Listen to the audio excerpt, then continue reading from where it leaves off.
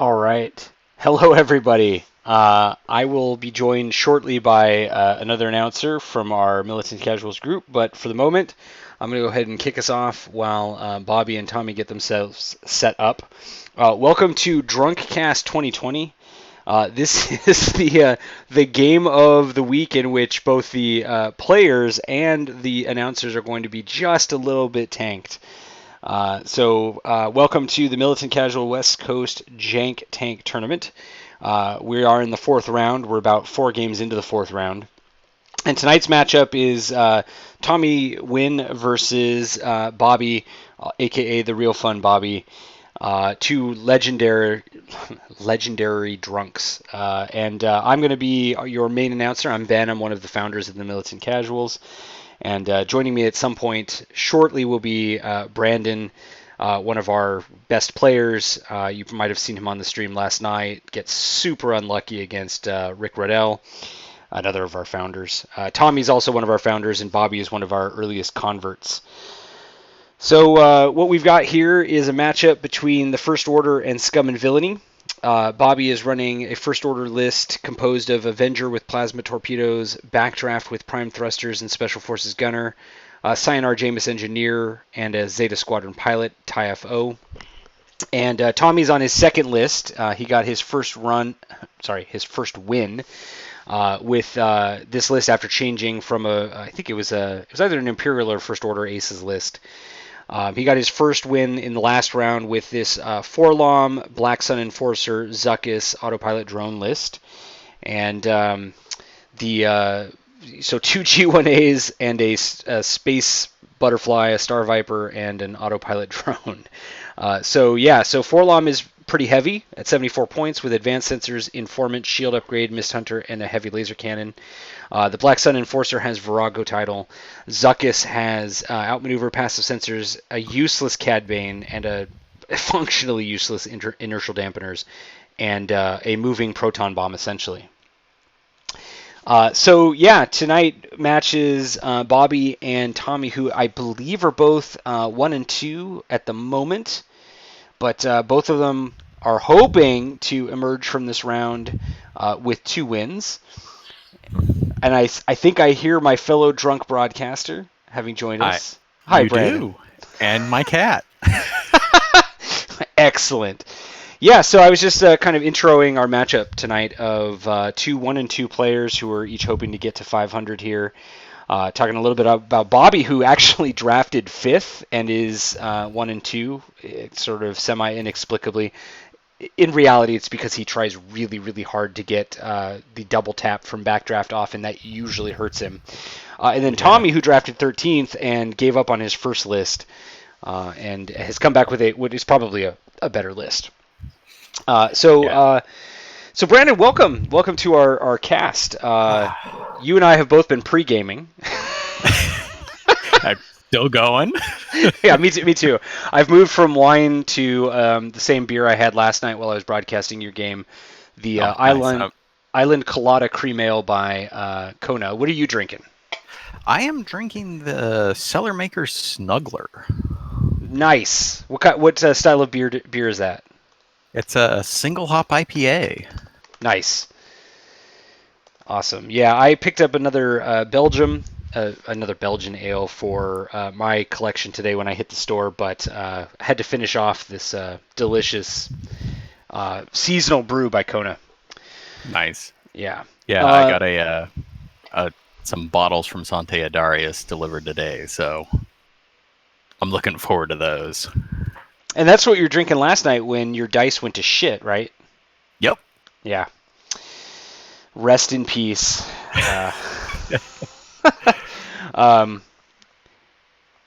Yeah, so let's see. I'm getting a little bit of feedback that our stream is having some trouble, but I think it's more YouTube than us, to be honest. Yeah. It cut down to 360 on me, so looks like they're having some trouble. Yeah, I mean, big surprise, right? It's a Thursday night. Tons of people are probably streaming. And here we are. Yeah, so we've got a First Order list that doesn't have a lot of wasted points versus a Scum list that has a few more wasted points. So I think what I'll do, Brandon, is I've kind of shared my thoughts on these lists already. So why don't you run us through kind of your thoughts on both of these lists? So I actually seriously considered taking Bobby's list. I've been before we went into lockdown. I had been flying a lot of First Order and having a lot of fun with it, and this looked like one of the better First Order ones out there. All right, guys, remember, anytime Bobby or I do something questionable, you need a drink. I mean, we're going to be drinking through this whole game. Hey, so for those of you who don't know, that those are the dulcet tones of Tommy Wynn, one of our two drunkies who's playing tonight. You don't worry about us. We're going to be drinking. Okay, back I go. Anyway, go finish your thought, Brandon. Yeah, so I do like Bobby's list a lot. And Tommy's it's seems like pretty solid jank. It's I like Forlom. I've made a name for myself, locally and even at the Phoenix Open, 2 years ago now.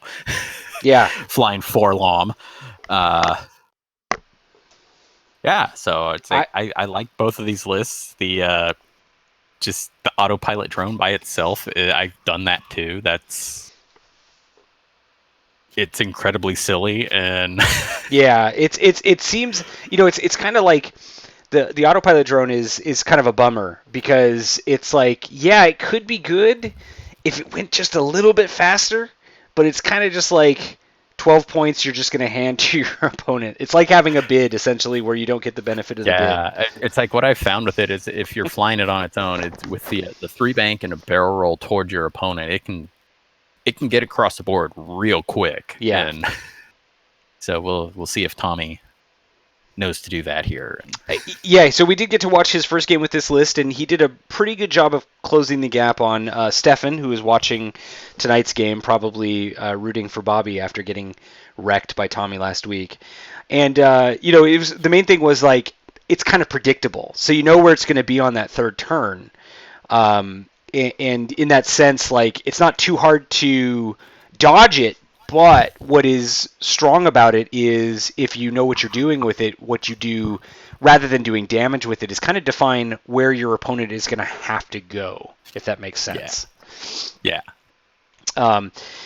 So I'm actually not surprised that you like Tommy's list because I was going to say the same thing. You're kind of well known for taking Scum Jank and doing pretty damned well with it in second edition.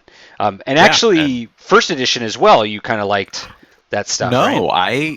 I think you can count on one hand the number of times I actually flew Scum in first edition. Okay. So it's been a fairly recent development for me, and cool. So I think they're still working here. It almost looks like they've got their ship set up, but it looks like they're still actually working on rock setup. And I think that it looks like for the most part. We've got some pretty close gas cloud positioning, which we would expect to be better for the First Order than for, I think, the Scum. Definitely. Yeah.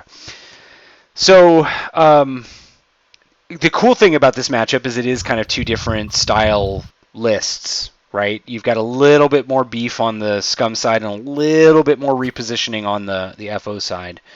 So if you're, given that you have experience with both of these types of lists, Brandon, what are you hoping to get out of kind of the gas cloud and rocks or rock setup if it was rocks? Well, I think Bobby's going to try and use them as cover here, because especially with those, he's got 3 ships that are rolling 3 green dice, so that's just going to help him out on the approach if he can use those as effectively as cover. For Tommy, he's got a couple medium bases, and I mean, Forlom with the advanced sensors doesn't really care if he runs over one, but I mean, if they end up taking the strain from the cloud, I mean, the G1As can just melt in a hurry. Yeah, for sure.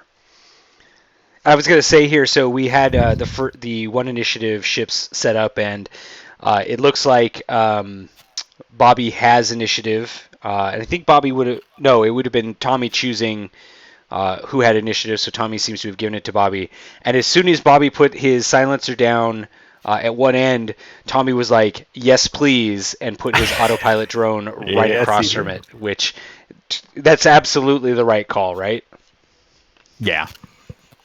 Now, of course, that ship is going to one hard and get the F out, I'd imagine, at this point. So now it's really about, for Tommy and for Bobby, thinking about what to do, knowing that the autopilot drone is going to be three banking and barrel rolling and three banking and barrel rolling. And, oh, look at that. Actually, Bobby is calling that bluff. Interesting. I mean, he might just be throwing more guns down there. Figure he's going to go get himself 12 points easy here, and Yeah, right? Because that is the thing about the autopilot drone. Even though it will explode on its own at the end of round 3, if it is destroyed, it does nothing. So, fair Yep. point.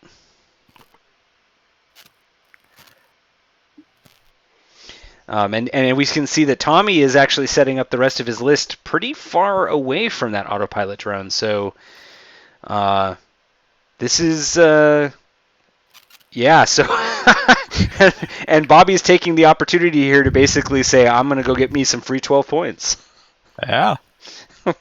Yeah, I think we're going to see that Zeta bug out of there because he probably wants none of those G1s. Exactly. Yeah. So this, it's an interesting thing to say, but I think that Bobby's kind of got sort of the advantage. It's set up, except that because obviously that FO is not going to just come straight on. Tommy knows he can kind of just send everyone towards that other end of the board. So I'm going to see if I can turn off the grid, or at least remind them to turn off the grid. And bearing in mind, everybody, that not only are our players drunk, but Brendan and I are a little toasty too. So strap in, it's going to get nuts. And I see Daniel joined us here in the stream room. Do you want to say hi? Yeah. Say hi, Daniel. Hello. Hi. How drunk are you? There's a you must be at least this drunk sign on the window here to cast. What's up? I should probably leave then. I have no alcohol in my house. Well, that's unfortunate. okay. You can be the one who actually provides useful feedback or analysis then. For those of you who may not know, Daniel Lim, also known as Lord Isophane, is from the Sacramento area and is a big part of the Capital Corsairs. Of course, he's also happily taken on the mantle of a militant casual when it suits him, which is mostly when the rest of the Capital casuals don't travel. Also, in terms of like X-Wing skill and intelligence in this room right now, I'm going to advise you to listen to Daniel and Brandon and not me. So, yeah. Yeah, and before we get too much further here, Tommy does have an informant on Forlom, and he put the listening device over on Avenger. Interesting. On the Avenger. So yeah, in terms of like, actually that is probably the right call, because weirdly enough for Bobby's list, the Avenger is the most expensive piece. Yeah. Right? Not backdraft, but because of the plasma torpedoes, Avenger is, in some sense, Tommy's win condition. And on Tommy's side, 74 points on Forlom, so he's going to want to try to keep Forlom from getting wrecked. Yeah. Yeah. So Daniel, Brandon and I have kind of shared our thoughts on this matchup in general. So you're welcome to kind of give us your, 2-minute pitch on what you think is going to happen in this game. Let me get caught up. Give me just a second here. And I've put the two lists in the notes if you're actually watching on Vassal as well, Daniel, if you need to see that.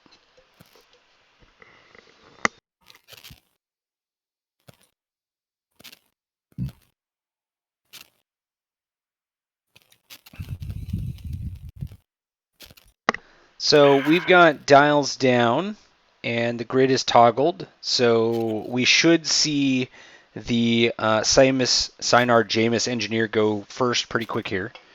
Hopefully they're not waiting on us. I'm going to let them know that we're good to go. Yeah. And tonight's game, as mentioned, is brought to you, at least on my end, by Kona Brewing Company and their limited release Island Colada Cream Ale with coconut and pineapple. And on Brandon's end, it's brought by Cellar Maker Brewing up in San Francisco. Nice. All right, so we have. We decided that Bobby should drink his Lavagulan 16 tonight. So Tommy and Bobby have been talking about when he should have to drink. He did reveal his dial a 5 forward and a focus. Sorry.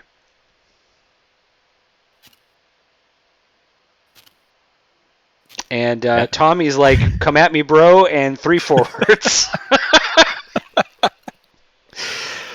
What is actually interesting here is I guess I would have expected, with Tommy having the initiative choice, that you would want to maybe move the moving bomb first and hope to get some blocks on it, but he's gone the other direction. How do you guys feel about that choice? I mean, it does, because the thing can barrel roll, it does give him the opportunity to roll it into range 1 before it goes. Yeah, I guess the thing I'm concerned about a little bit here is that, potentially he's going to take a couple shots from those higher initiative ships before he even gets to fire. Like, if it was just him versus the Sinar Jameis engineer, then that's one thing. But having to also deal with, Backdraft and Avenger, the 2 named ships on Bobby's squad, that's a little less reassuring. And in fact, it honestly looks like they might be at range 3 even in this turn. Yeah, I'm kind of surprised that Bobby didn't link into a boost with the silencers there just to start getting shots onto that drone. Yeah, and well, I mean, he couldn't really be sure where, the drone was going to be on the Sinar Jameis engineer, but I definitely agree that maybe there was a better opportunity with Avenger to put some pressure on that drone. Ooh, and then Tommy is very aggressive, heading after that poor generic FO, so that's interesting. And by interesting, I would say maybe not optimal. Yeah, I'm kind of surprised he didn't just turn the 2 G1As and start bringing them down to his own board edge. Right. We may have both undersold and oversold this game, in the sense that, as I mentioned, both players are drunk, and of course we're getting drunk on this end in the commentary, and I don't know if that's going to necessarily lead to a particularly well played game, but bygones, right?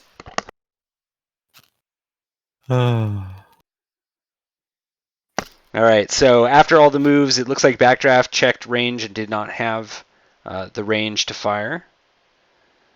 And I don't think anybody... Oh, okay. So actually... Just out. Just out for the autopilot drone versus those 2. And honestly, that's really good for Tommy. Because, now he has the ability to go as fast as he wants, essentially. And, the silencers can... Let's see, they do have a 1 forward on those dials, right? They do not. Okay, they don't. So that kind of does play to Tommy's advantage here. Tommy wants to go fast, and the silencers can't really afford to go, too slow necessarily, because they're just going to end up getting bumped potentially. I think. Go ahead. Go ahead. No, please. You're way smarter than I am. Go ahead, Brandon. So I think a 2 straight here for Bobby is probably the right call with all 3 of those ships, because the drone's just not fast enough to.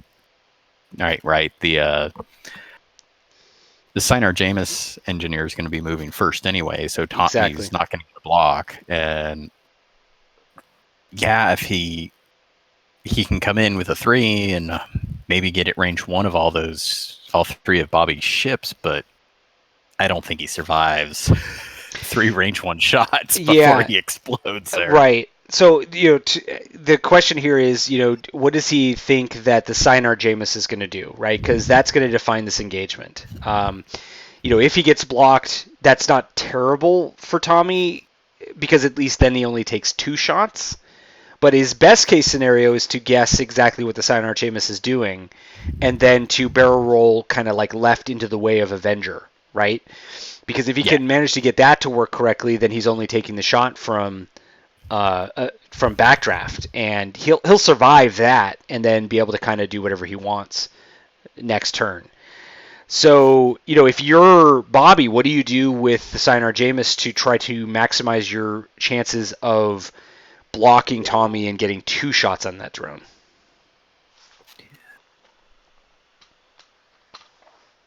It looks like if he does a 3 with the drone. Here, let me chime in a little bit here. So if Tommy, so the fastest move the autopilot drone has is a 3 bank. That gives it the most distance. So, for example, if he wanted to just go for distance, he could do a 3 bank towards the board edge, then barrel roll to its right and forward, or depending on the positioning, and that would give it the most likelihood of forcing a bump on the silencers and denying himself getting shot. I don't know if he's going to do that, or just because I think they have a red stop as well. They do. So if Bobby calls the, I'm going to go 3 bank barrel roll, and he just did, a Hail Mary and did 4 Ks right there, that would be kind of a godlike move. Yeah. But I think you make an excellent point. Like, I think Tommy's best move, given what Bobby is likely to do, is a 3 bank to the left, just to avoid getting blocked by the Sinar, and to also potentially wreak havoc on the other 2. I don't think there's a better move necessarily. Like, he could do something like what do they have, a 3K on the autopilot drones? Like, he could try a 3K, but I don't know that gets past a Sinar, even a 4K, so I don't know that it's the right call. And then, sorry, I wasn't paying attention earlier, but who has first player? First player is Bobby. So Bobby's Sinar Janus engineer is going to move first, and that is something that Tommy has to keep in mind with whatever he's going to dial in here. And here we go, and 2 forward, so fairly conservative move, and a 3 bank probably does not get bumped there if that's what Tommy dialed in. Yeah, and that'll be all 3 guns on that autopilot drone. Oh. Ooh. Interesting. Well, that is a dead autopilot drone. Yeah, that is kind of a free 12 points. Yeah. I mean, he could barrel roll to the right and hope he's not going to take a ton of shots, and then maybe try to like too hard if he survives it. And that looks like what let's see. He's barrel rolling right, so he's going to try to avoid arcs on like on Avenger and Backdraft. I don't think he's going to necessarily manage it, but it's especially since Avenger can just boost in and.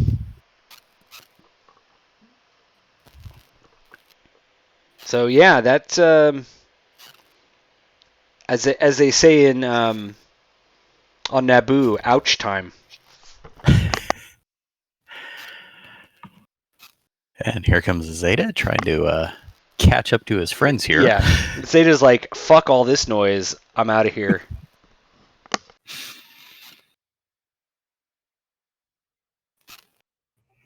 And just a heads up, guys, I won't be staying for the whole thing. I have my game scheduled tonight as well with Chewbacca, Bob, basically. Right, awesome. And we're just waiting because we have to update our vassal, so he's doing that right now. So I will be jumping off in a little bit. So you heard that here first. You're not going to get the benefit of a non-drunk commentator for very long. So it is what it Well, is. I wasn't allowed. I didn't meet the minimum alcohol blood level, so I have to gracefully bow out. That's right. That's right. So I do like Tommy's move here because he will get a shot on that Zeta. And honestly, like if he can get half points on the Sayonara, it turns out that's the same amount as losing the autopilot drone. So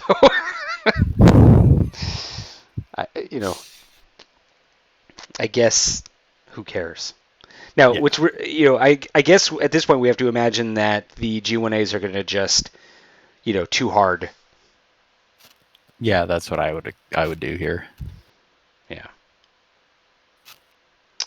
Yep. So there's Avenger kind of mimicking the other silencers move. There's no reason not to just boost focus here, right? Yeah. Yeah. So that is the sort of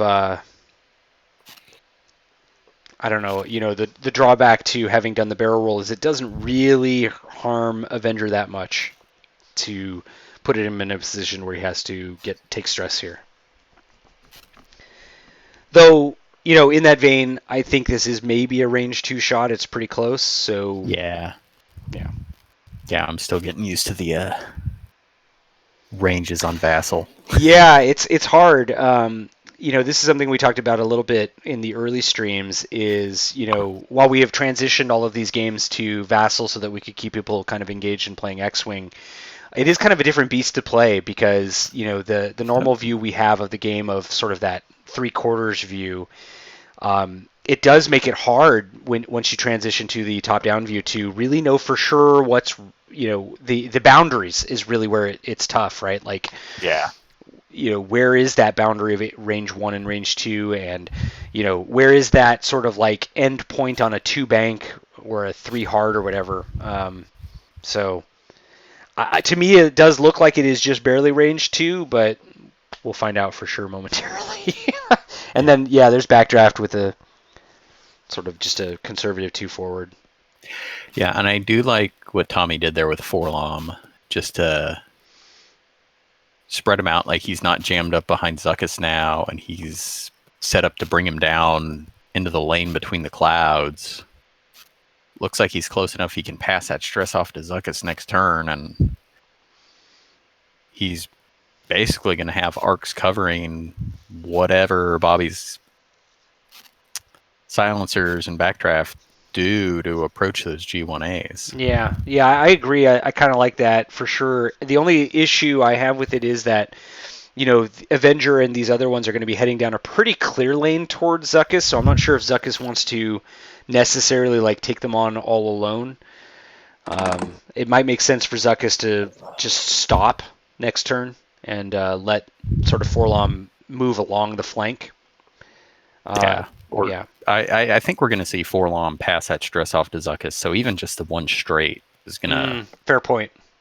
Set Zuckuss up pretty good there. Yeah. And we have our first points on the board here with that. Yep. I mean, that's the problem of, defending with no tokens versus, ships with tokens. So, TheRealFunBobby gets 6 points from getting half points on the autopilot drone. And now Avenger's going to follow up with a range 2 shot. Yeah. So probably finish him off here. I mean, if he doesn't, there's no way he survives this. Ouch. Yeah. Okay, did I mention that it's actually 12 points? Yeah. Bummer. So there will be no roving proton bomb next turn. And the crit is a weapons failure, which is like, you know what? Who cares? Get that out of my deck. Now, that will be it for the first order firing, and that will leave the Space Butterfly to get what looks like a range 2 shot off on the Zeta Squadron pilot. And 3 dice versus 3 dice, 1 with a focus, 1 with evade. I think we'd expect this to be essentially a trade and probably no damage. Yeah. Unless Tommy's dice are as good as Bobby's.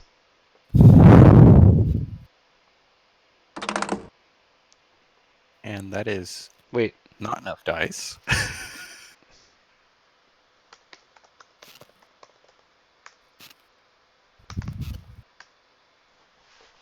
Yeah. There we go. Oh, man. That is the problem with having the players be drunk as well.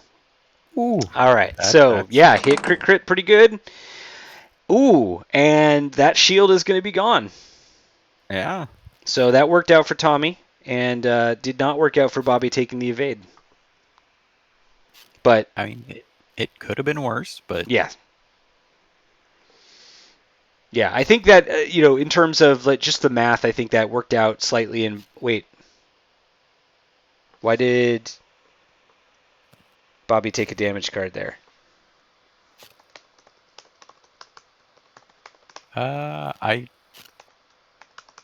Looks like just a shield. Yeah, I saw a damage card come out, though, so I just want to make sure he knows that he shouldn't take a damage card there. Look, again, perhaps it was a bad idea to have both of our players pre-gaming as hard as we were. So, I don't know really how to feel about the opening engagement. You never want to just give up free points. Tommy did get a little lucky to get the shield off of the Zeta Squadron. If he can get half points on Zeta Squadron, that is essentially a benefit versus losing the autopilot. But I feel like he could have managed the autopilot better. So, what do you think, Brandon? What do you think there? Let's see. Do we still have... Yeah, I think I am going to pass this to Daniel for a moment so I can go get myself another drink. Fair. So, Daniel, what do you think? Well, I mean, the autopilot was a distraction. It's only 12 points, like you said. It's not like a huge point investment.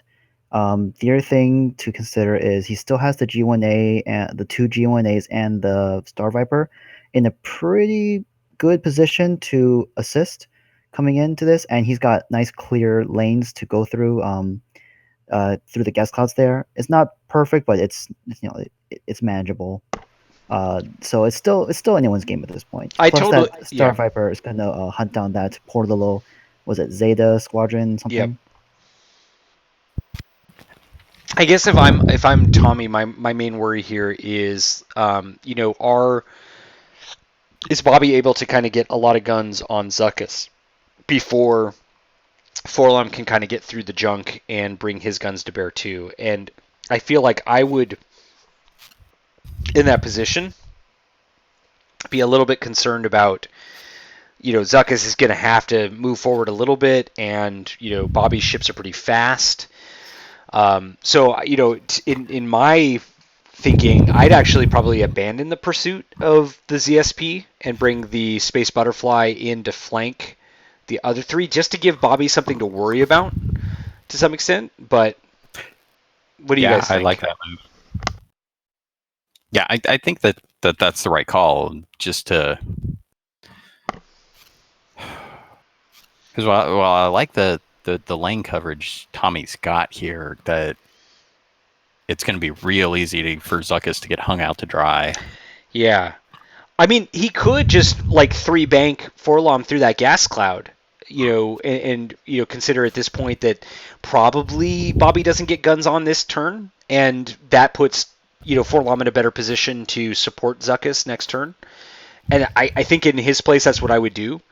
Then I'd just hang a 3 hard left with the Space Butterfly to put pressure, particularly on Backdraft, right? Like, if you can take the shields off of Backdraft before he can engage and kind of get his butt gun aimed at anybody, then this could, the loss of the 12 points from the autopilot drone just doesn't matter, right? What do you guys think? Yeah, and I'm really interested to see what Bobby's going to do with that FO here. If he just does a 1 hard in, expecting the Viper to come in to threaten the rest of his list from the flank, and then he's going to have a good shot on that thing. Yeah, does he not realize that maybe the right play for Tommy here is to disengage the Space Butterfly from him and he does something like a 5 forward to get the hell out of dodge. It's not necessarily the wrong move because you're preserving points. But yeah. All right. So our first move is the Sinus Jameis Engineer. I cannot get that name right no matter what I do, and it's not 100% because I'm drunk. 3 hards, takes a focus, wants to close with the G1As. And let's see, now that the drone is off the board, I think Avenger moves second. No, the Butterfly will move second. So we'll see what is happening there. Oh, I'm sorry, I forgot. So you called it, Brandon. You called the 1 hard. Yeah. And do you think he evades or he focuses here? I think you focus. I think so too. I think you assume that the Space Butterfly is not going to be firing at you, and you take the focus for maximum effect. If he'd taken the focus last turn, he would have taken no damage. Yeah, but I think, we're gonna barrel roll. Interesting. That's cheeky. I need to resynchronize here because I am getting duplicates of everything. Yeah, feel free. So interestingly, Vassal is drunk. Yeah, right. Tommy did not decide to turn in, and he has instead done a 3 forward, and that has put him past the Zeta Squadron. So I think there's no choice here for him but to kind of boost around and make sure he avoids taking a shot here. And no harm, no foul in that, because that just positions him to decide to do whatever he wants next turn anyway. Yeah. I mean, I like that position for next turn. Yeah, it's not like he's suffered from it. Also, depending on what Forlom does here, Forlom might have a pretty good shot on that Zeta Squadron pilot too. Yeah. Yeah, now that right there was the silencer losing that blue 3 bank, hurting Bobby there.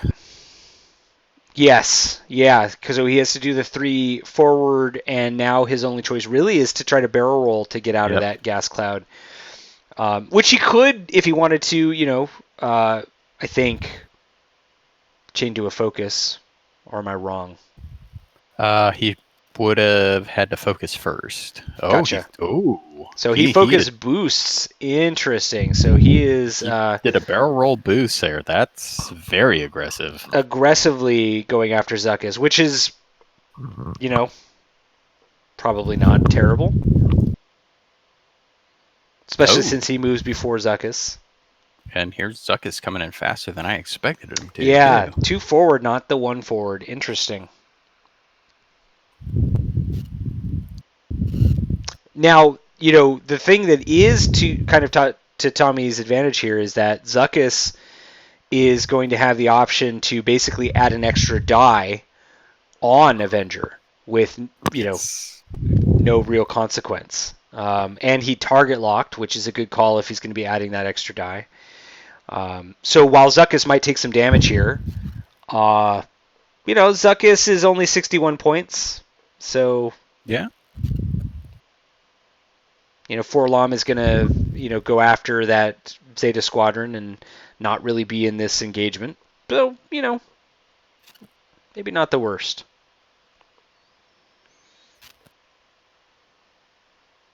So Backdraft did do also a hard turn. Probably has a range 3 shot unobstructed at Zuckuss. Yeah, I think I would just focus here. Oh, Bobby is thinking about maybe turning Backdraft, I think, into... Oh, interesting. So going all in on Zuckuss. I mean, it's not a terrible idea. I kind of liked where his Backdraft was there because next turn he would be able to just hard turn toward the Star Viper and be able to take action, rotate the arc back, and maybe get that double tap he's been looking for the whole tournament. And not only that, then this shot you would have had your focus, right? Mm-hmm. So totally average roll, and just because of bad green dice, Zuckuss is going to take a shield, but this could have been, he throws that same shot from where he was, spends a focus, and he does 2 damage instead. Yeah. Now he does still have the option to kind of turn left here, so it's not the end of the world. No. Yeah. No, And now, I just think the position he would have been in before that was a little bit better. Yeah, I don't disagree. And now, of course, the consequence of, again, no mods with Avenger is here we have a below average roll, and unfortunately, Zuckus's green dice so far have sucked, so he does take a damage. But could have been a lot worse with better dice on offense. Yeah, and that's with the G1As. That's, I mean, I don't really like the plasma torpedoes on a 3-dice attack ship, but I mean, if you're gonna use them, it's something like these G1As where they got 4 shields or 5 if they're Forlom here. Yeah, so Zuckus did decide to add an extra die, and with the target lock, fired 4 dice at Avenger. Avenger will get 4 dice in defense because of Zuckus's ability. But red dice are better than green dice, so very good likelihood that this is going to hurt.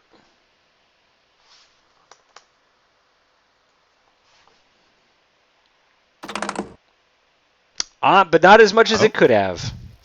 That pretty good there. Yeah. Above average roll for Bobby, and only costs him a shield. And of course, the Cyanar Jameis will get to shoot with mods at range 2, it looks like, at some point. Now, Forlom is going to take his shot on the Zeta Squadron pilot, so this will be 3 versus 3. No, 3 versus 4, range 3, right? Yep. Somewhat above average roll there. No. Should have been a 4th die, right? Should have been, doesn't matter. Tommy did not spend his lock. And it looks like he didn't even check for bullseye for his HLC. Yeah. CSP will fire back. 2 versus 2. And we'll do a damage. So Tommy's dice have not really helped him so far. No. Bobby's definitely coming out ahead of this one. Yeah, but could have been worse, right? Like if Bobby's dice, red dice, had been, above average, Tommy's in real trouble here. Yeah, definitely. So let's take this from Tommy's perspective now. How do you get ahead here? Oh wait, sorry. This, of course, the Cyanar Jameis engineer's got to fire. And an average roll, essentially. Right? Yep.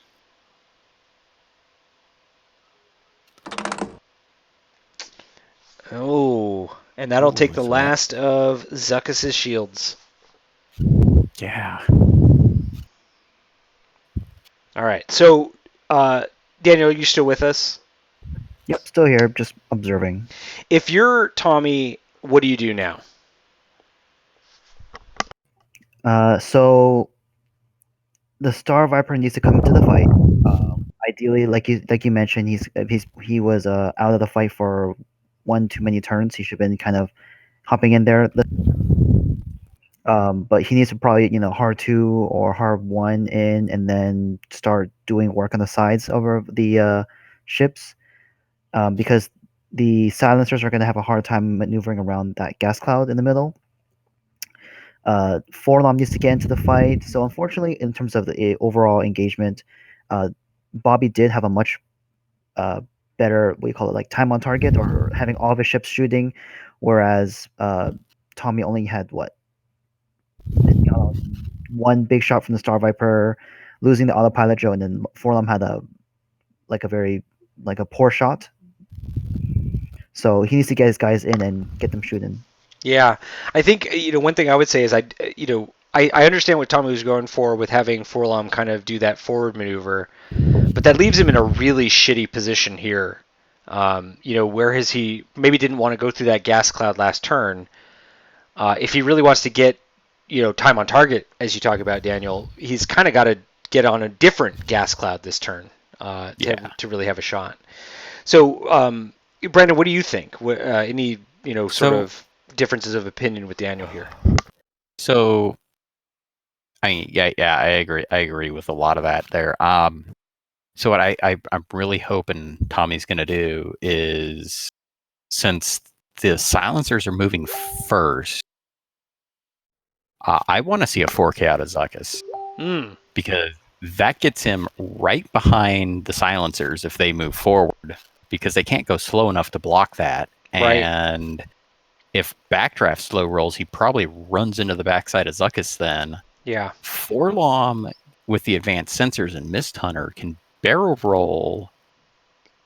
It looks like the forward roll should clear. I like that. That's cheeky. Yeah. And like then that. turn in and he'll get both his guns onto the silencers, and Zuckuss without maneuver, that, I mean, he won't have a mod, but I mean, 3-on-2, that should be able to get the shield off of Avenger there. And So with Forlom, you barrel roll and then one hard. Is that what I'm hearing? yeah, because then you get the the calculate token too from Forlom's. exactly. Yeah, and then you get the opportunity to fuck somebody with that stress too. Yeah, I like that. I like the idea of maybe Zuckuss doing a 4K, hitting Backdraft right in the face, and of course the Space Butterfly. You just do a 1 hard or 2 hard and boost focus, and you're good to go here. Because the Zeta Squadron pilot, who gives a shit? It's 2 dice, right? You've got to get those other ships off the board. Yeah, Tommy, the G1As are really vulnerable to all those 3 dice attacks there, and Tommy's really got to get one of those ships off the board fast before Zuckuss goes down. All right, well, so let's see if Tommy recognizes his opportunity here. So, of course, the Cyanar Janus engineer will go first, the Zeta Squadron will go second, and then the Space Butterfly will go, and then Avenger will go, and then Zuckuss and Forlom will go. So, and it does look like Bobby is trying to change his dial on the table, which is bad form, Bobby. I don't care how much you're drinking. That's bad form, my man. I will say I am glad I went with the Cellar Maker IPA tonight and not the Sante Adarius double IPAs. Yeah, I'll bet. Well, I'm not sure I'm happy about that, because honestly, like, the drunker you are, I think the more entertaining this stream would be. So, what is the ABV of the one you're drinking? Oh. Tommy says get ready to drink. So, all right. So 6.8. Oh, that's not bad. This Kona is only 6, which is pretty high for a Kona. All right. So the SE does do a 3 forward. Probably not much. It could maybe like boost to the left if it wanted to, and focus, but. Yeah, it just get the gun on Forlom if Forlom does what I'm hoping he does here. Yeah, because unless he thinks Zuckuss is going to do like a 0 stop, there's no reason not to maybe take a shot at moving in on Forlom. It does look like he's going for some kind of target lock, and I'd imagine turning this on means he's probably going to target lock Forlom and maybe boost.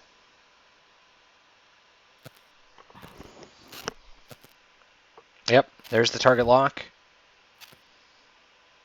But no move from there. All right, so the Zeta Squadron does a 4 forward. This, honestly, if I'm Tommy and I did do the barrel roll 1 hard, I don't hate that position for the Zeta Squadron because the gas cloud should be in between. All right. So Bobby does not expect any kind of like pre-move shenanigans, and just barrel rolls over. Maybe hoping for a block. No, Space Butterfly moves. We get the 2-turn we expected. You have to boost focus here, I think. Actually, I'm not even sure that's a legal chain with these guys. Hold on 1 second, everybody.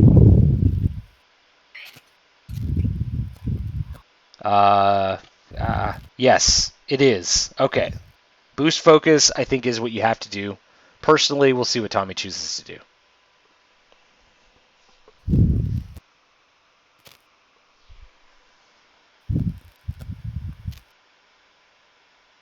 Because you should have a pretty good shot at backdraft no matter what. Yeah. Which is what you really want, right? Oh. And he barrel rolled. Oh, so he's going to try to put damage, it looks like, on the Zeta Squadron. Yeah. I mean, I guess Forlom could actually 4K here. And that would be pretty bad.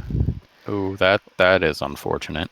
Yeah. Well, I mean, it does get arc. It looks like, to me, Bobby's thinking here was, let's get some arcs on Forlom because we don't know where Zuckuss is going to be. Yeah. And that's not the worst idea. It's a little bit like, we watched a pretty good fight between Vince and who did Vince play?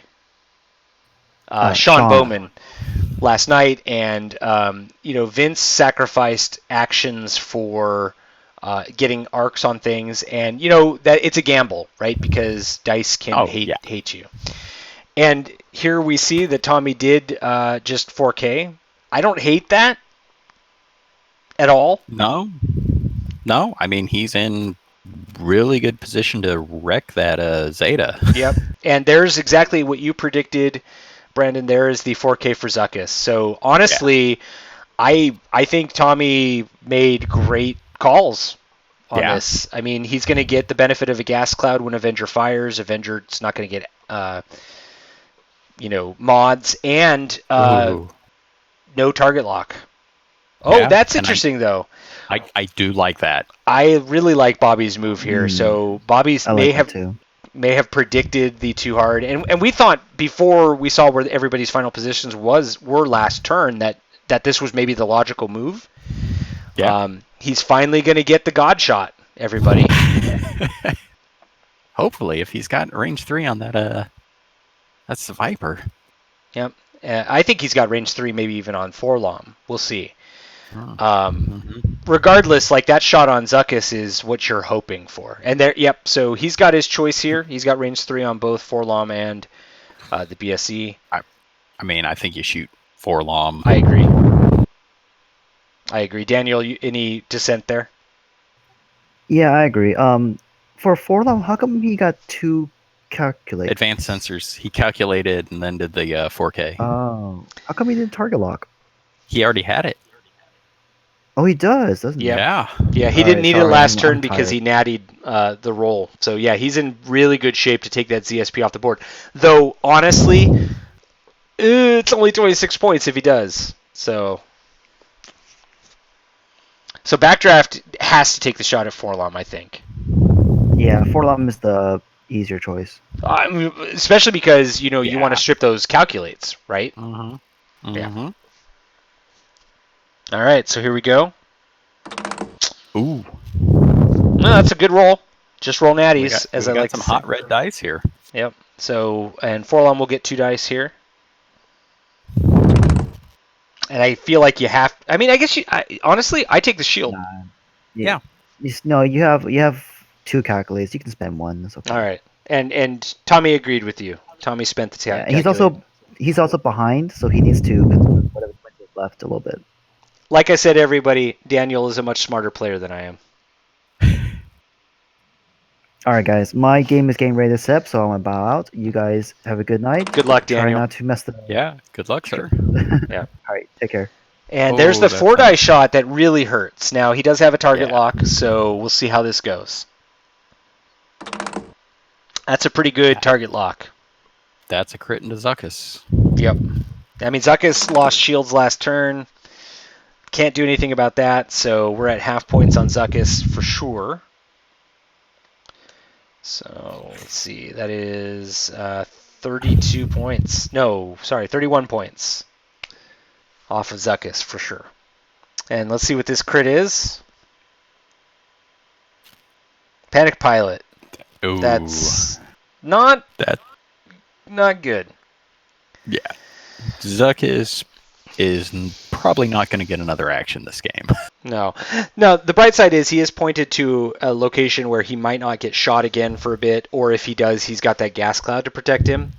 But that means that Zuckuss has to play very conservatively the rest of the game. And that's unfortunate.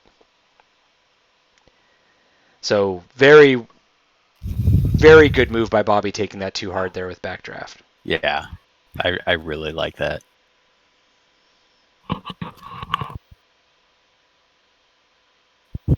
So it should now go to Tommy's shots here. And Zuckuss should be able to do some pretty good damage. And it looks like Avenger didn't have a shot. Yep, no shot for Avenger. That's pretty good. 5 dice. and you have to choose Avenger here, right? Because Avenger's the guy who's worth the most points. Yeah. So Tommy's praying for the dice gods to be kind to him. Nice roll. Ooh. That's wow. Wow. Well, that is half points on Avenger. So that's Tommy's first points of the game. And let's see, that gives us 43-33. 33 points, yep. So big roll there. And then, of course, Forlom's got 4 dice here with double mods to potentially take the ZSP off the board. Which, whatever. If it happens, it happens. Reroll 2 dice, I'd imagine, with the target lock. I think you roll 3. Ooh! Oh, God. Yeah, I think you're right. Oh, Tommy. Oh! And, of course, the BSE is still going to get a shot. So that's half points now there on that. So another 13. That gives Tommy the lead by 3. Yep. Just roll blanks. Hey, natty blanks. This is the way. Yep, it is the way. I think actually Daniel was breathing hard into the mic, ironically, because he wasn't the one who's drunk. So, because I'm not hearing you. I think it was actually, I think it was interference actually from Daniel's mic that sounded like we were breathing hard. But anyway, no shot for the Zeta. So this goes now to the Space Butterfly, range 3 shot. So we're going to have 3 versus 4, but the Space Butterfly does have a focus token, and that's a great roll for having a focus token. And, oh man. Just roll natties, everybody. Oh, that's heartbreaking.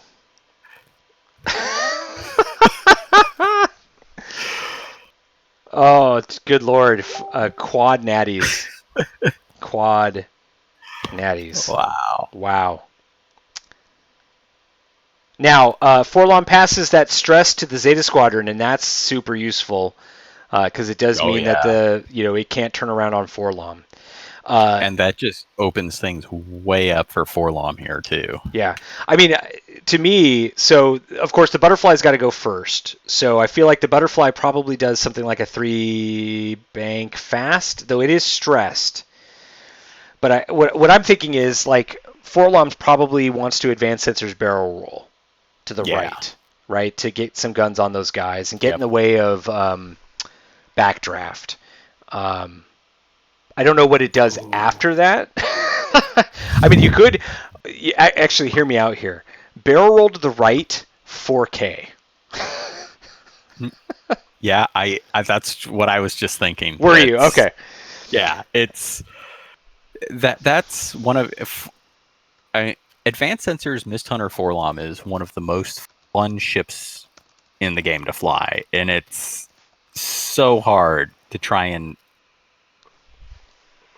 deal with it just because it can be anywhere. If it can dump the stress, it's really powerful. I mean, Zuckuss is the easy one, right? Zuckuss has got to go like 1 forward and hide behind that cloud and probably just focus and pray that backdraft can't kill. I actually, maybe what I do with the Space Butterfly is the one bank I think is blue, right? So you one bank towards backdraft and then maybe do a curly barrel roll. Yeah.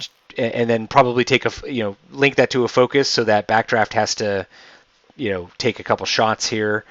And yeah, I really do think Forlom probably barrel rolls to the right 4Ks. I guess I would be worried a little bit about where the Sinar Jameis is going to be, because he's probably the only one that can block that 4K. Yeah, and his dial's open, so he can one hard too. Yeah. The barrel roll right, one hard to the right from Forlom is that also looks pretty good, just because he's going to get. Yeah, well, actually, what about barrel roll left, one hard to the right, and take a shot at backdraft?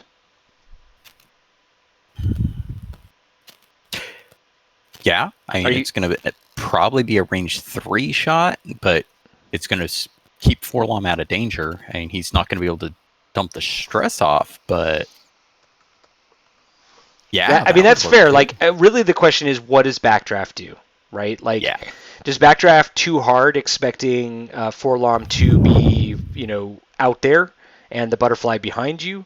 Or do you just one bank, hoping that you'll get a primary shot? Like, whereas Bobby made a really great call last turn doing the too hard to get the double tap, it's a bit harder to predict where things are going to be this turn, right? Yeah, I think a one bank is probably the safest move there for backdraft. Yeah. You don't necessarily keep the butt aimed at Zuckuss in that case, right? But Zuckuss has 2 holes, so you don't really need to put a lot of pressure on Zuckuss yet. And I think Zuckuss is gonna.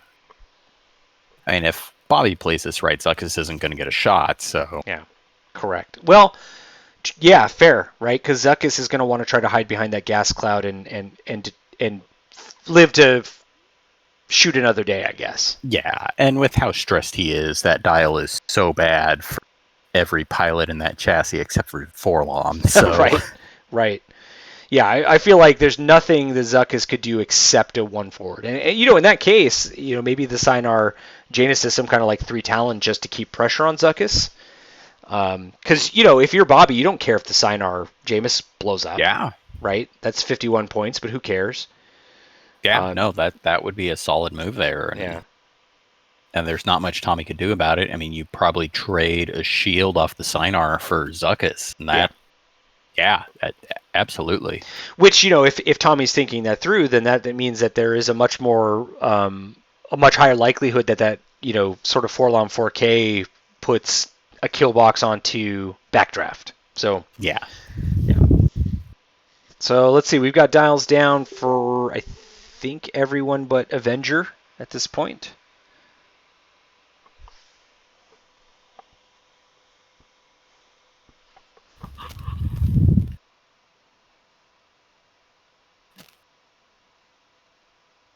Yeah, and it's unfortunate for Bobby too, because Avenger's the one he wants to die last. Right. Yeah. If we think about sort of not just points, but also who the endgame ship. I mean, Avenger also wants to get that plasma torp off if it can. And get his ability to proc with his friends dying and. All right, so we've got the Sinar Jameis just as a 2 hard and takes a focus, so it would be in the way if Forlom does something cheeky. The Zeta Squadron does a 5 forward and looks like it holds on to holds on to its stress.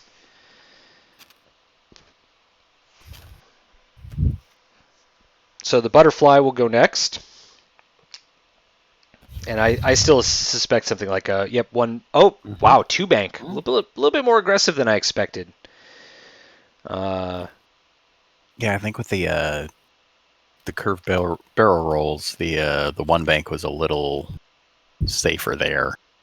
Yeah, I mean, I still think like a curved barrel roll to the right is the right call here, just to bracket backdraft. But looks like he just stays where he is. The Avenger does the left bank over the gas cloud and does not pay for it because a crit does not trigger.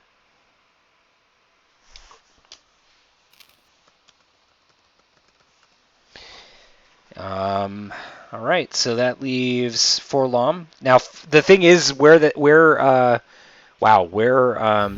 butterfly is. There's no barrel roll to the right, so that is going to define kind of what Forlom's plan is. There's the one forward we expected from Zuckuss, and the good thing for Zuckuss is he's going to get a free shot on somebody this turn with where things are. So that's drip that focus off of the Sinar Jameis, hopefully. He could do that. Yeah. He could just harvest the points off the Zeta Squadron if he wanted to. Potentially. But I think you're right. I think you do the 5 dice at the Zeta Squadron. Let's see. So Forlom advanced sensors, a target lock, and right bank. Well, that's actually not the worst thing ever, honestly. Yeah, he still gets his calculate. I mean, it really depends on where Backdraft goes. He does take a strain, which means that if the Cyanar is still alive, which it might not be, that's unfortunate. Yeah. All right, so let's see where Backdraft goes here. I would bet a 1 bank to the right. Given where wow, 2 hard or 3 hard turn. Okay, so that's very aggressive. Very aggressive, no double tap. So it totally makes sense for him to probably focus and spin the dial or spin the turret here to get a range 1 shot on Forlom. Because you don't want to take a shot from that butterfly without having a focus potentially to have on defense. Oh, yeah.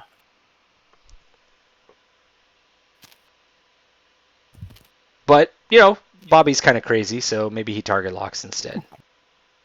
Mm-hmm. I do see a target lock out there, so it looks like he did do the target lock rather than a focus. Yep. Whew. All right, Bobby. You be that bridge. I think he's hoping for a range 1 shot there. Yeah, I mean, I think he's got the range 1 shot, and of course, because they're parallel to each other, he's going to be able to take an unobstructed shot there, but... Of course, 4 dice with a lock or a focus, the expected results are the same, so... Yeah, I mean, the thing is, Forlom is down a defense die on that first shot, so he's going to get hurt here. Yeah, but he still has 4 shields to go. Yeah. So... Yeah, I mean, and that's the worst case scenario is he takes 4 damage here, right? Yeah. And then that die is gone. He's got 2 shots on the Cyanar before the Cyanar even gets to fire. Actually, no, technically 3 shots because the butterfly could take a shot at it too. Yep. So. And I think if you're, and I think if Forlom, because 4 hits here gets him half on Forlom. So if Forlom's halved, maybe you go try and kill Avenger? Yeah, I mean, I think, I guess we'll see, right? I think you try to keep that Cyanar Janus from firing first things first. Ooh, still range 2. Oh, it is? Wow. Wait, no way. Yeah, just... Oh my gosh, that is incredible. All right, well that obviously bodes much better for Tommy. Wow. So instead, 3 dice versus 0, which is, and bet Bobby wishes he took the focus now. Yeah. So he has to spend this target lock. There's no reason not to.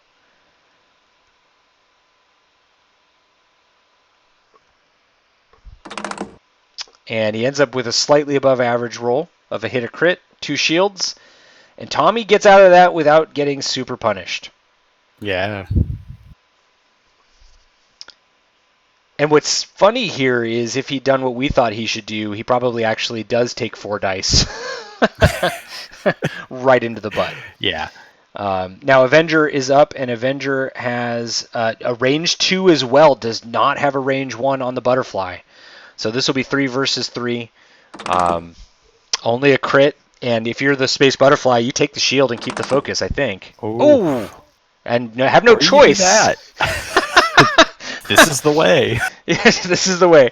Turns out the dice decided for him. All right, so now we will move to the to Zuckus, and I think you fire with Zuckus first, honestly. Well, actually, I guess do you do Forlom first to try to strip the focus, and then let Zuckus fire against an unmodded? That's the right call, right? Ooh. Yeah, because Forlom's double Yeah. modded, right? So you have a chance to not just strip the token, but also do damage. Yeah, I think you... Reroll the blank. Or actually, sorry. Oh, you reroll both, right? Oh, Yeah, no. you reroll both. Oh, man. We're just terrible. Brandon, you're so much smarter than Tommy and I. All right, so let's see what happens here.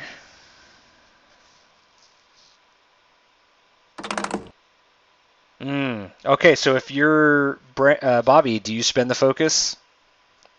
Or do you take the 2 shields? He took the 2 shields. He keeps the focus. Probably the right call, right? Yeah, he's down on points. I don't know if he knows that or not because it's so close, but now I think Zuckus that's probably the right call there because you're throwing a 4-on-1. You've got a mod. He's got none. Yeah. He's got a good chance of getting half on Forlom. He does if he survives, right? Here's now shouldn't this have been 5 dice? Oh no, it's range 2, 4 dice. Yeah. Okay, and then right. Bobby rolled too many, or no? Nope. No. Oh wait, outmaneuver, right? No, but outmaneuver plus Zuckus, so 3. Yeah. Oh right. Yep.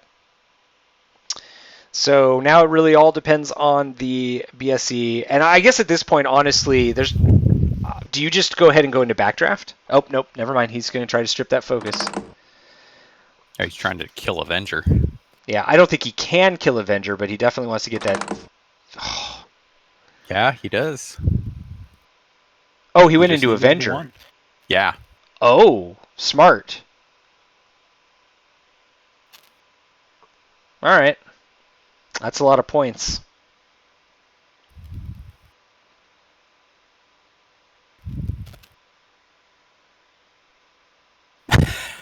It's a very good Avenger. Yes, it is. All right, so that is 65 points now for Tommy on that. 65 plus 13. I think that's all he's got here. Yeah, he doesn't have half points on anything else.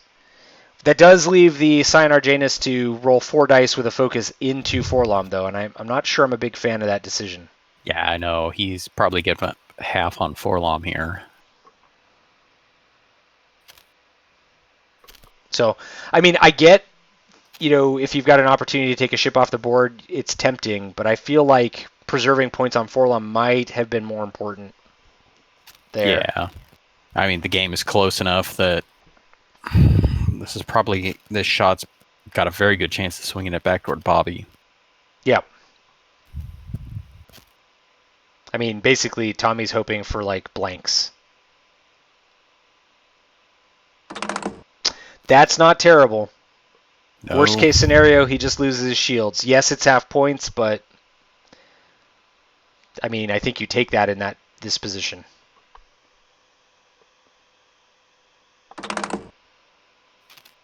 Oh, did he have a target lock? All right, well, definitely going to have half points here. All right, so Bobby gains for, what is that, 37? 80 to 78. So we have a 2-point game here in Bobby's favor. Nice. Yeah, so 37 from, if I've got this right, 37 from Forlom, 31 from Zuckus, 12 from the autopilot drone. The butterfly is just like, what are points even, really? And yeah, Tommy's got the 65 points from Avenger and the 13 points from the Zeta Squadron. And of course, he passes the stress to the Cyanar Janus, that's pretty helpful to keep Zuckus alive and etc. He really probably needs to get a block on backdraft this turn to really have a chance at this game. So let's talk about that, Brandon. What do you do if you were Tommy here to ensure that backdraft cannot spin that the thing? I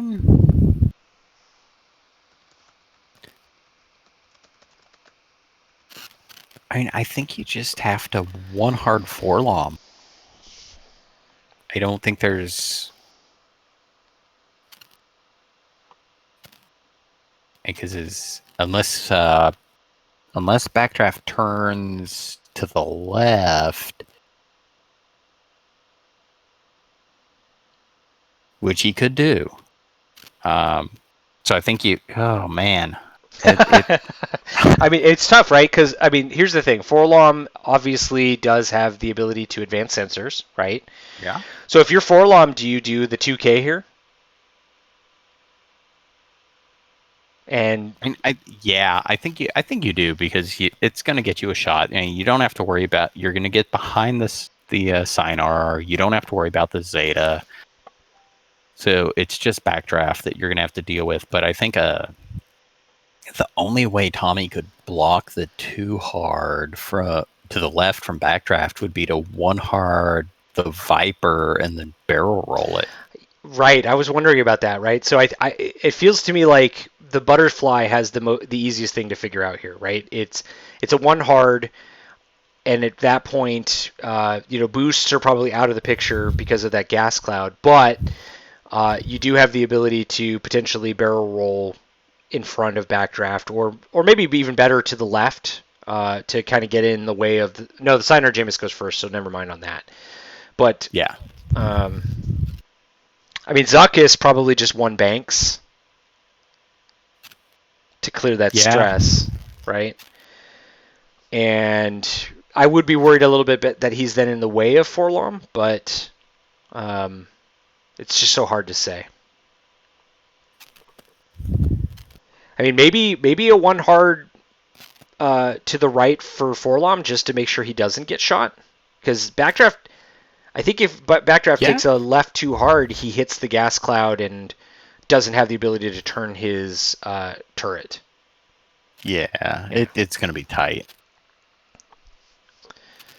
And the problem too with if you 1 hard and roll the Viper, one hard roll the Viper, it might not get a shot this turn, and Tommy really needs to get a shot through. I agree. I mean, I guess one thing you could do with the butterfly is you could 3 bank to the left and pursue that Zeta Squadron, because it's not going to be able to turn around, and it has to. It moves. No, let's see. Who has initiative? Tommy has initiative, right? No, Bobby does. Does Bobby have initiative? Yeah. Right, Bobby has initiative. So you can actually do that and know where that Zeta Squadron is going to be, and probably take it out with the Space Butterfly. Yeah. So assuming that the 3 bank doesn't hit the Sinar Janus. Oh, the Sinar Janus is going to move. So yeah, so I think with the Space Butterfly, I just zoom through there and go try to take out the Zeta Squadron with it, and then worry about the other guys with Zuckus and Forlom, for myself. Yeah, that's fair. Yeah. Oh. Okay, so the Sinar Janus just does a 1 hard. No overlaps or anything, but remains stressed because that is a white maneuver for those guys. The Zeta Squadron does a 2 hard, maybe thinking that Zuckus might 1 bank or something, I guess. Or get rid of that stress, and now he can evade or barrel roll into the way. I mean, if he he's going to evade. I was going to say if he barrel rolls to the right and the butterfly does what we think he should do, that would have been probably a pretty good block. Yeah. So the butterfly. Sorry, Brandon, you were going to say something. Oh, and there's the 1 hard. All right, so here, I mean, I think the only thing you can do is maybe barrel roll to the left and get arc on that Sinar, right? Yeah. And then take the focus and just be happy. Yeah, roll left and up, all the way back, link it, and then... Yep. And that is what he did. So I think that's a pretty good position for the Space Butterfly, especially if backdraft does a left 2 hard. Oh, absolutely. Yeah. Now, of course, if Forlom did do like a 2 or 4K, he's golden now. Yeah. Here's a advanced sensors lock. Yep. And the 4K. Man, that's ballsy, because I would have been worried that the Zeta Squadron would be in my way. But yeah, I probably would have done the 2 there. Yeah, Tommy doesn't give a fuck, though. And here we are. And there's white too hard, which is a pretty good move to block any inside move by a backdraft. So, wow. Wow. And that's a awesome shot on the Steinar. Yeah. Yep. Yeah, who's still stressed and boy. And really, honestly, unless backdraft did like the 2 sloop to the right, which even I'm not even sure that would get past Zuckuss. Oh no. Oof. Oh no. Oh no, indeed. But I mean, he could take Zuckuss off the board with good dice. Yep. So that's what Bobby's going to pray for now. And this is one of those things, right, where like Tommy kind of did everything right, and the dice might still, treat him very poorly. Yeah, I mean that. I think Forlom there, I probably do the K turn just because I really like the K turn on the G1A, and oh no, Zuckuss is coming off the board here. Zuckuss is off. Oh, that's a shame.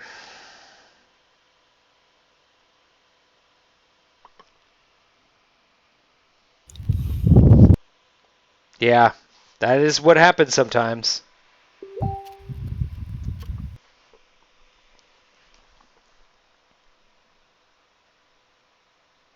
Yeah, and at least there, if you do the 2K, Forlom's got a better shot, and you've given backdraft options.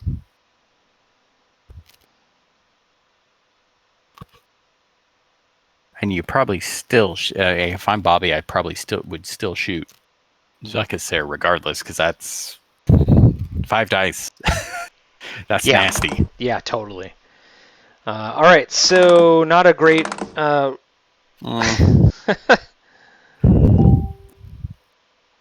And again, Tommy is mostly not maximizing the dice. But I'm not sure who he's firing at here, if it's backdraft or the Steinar. It's got to be the Steinar because it's 3 defense dice. Okay. So the Steinar is down to 2 hull, so it is at half points. So while Tommy has given up, let's see, the Zuckuss was now 61. He also harvested half points from the Steinar, which is 26. And, just roll natties, as they say. Yeah, losing Zuckuss there is rough.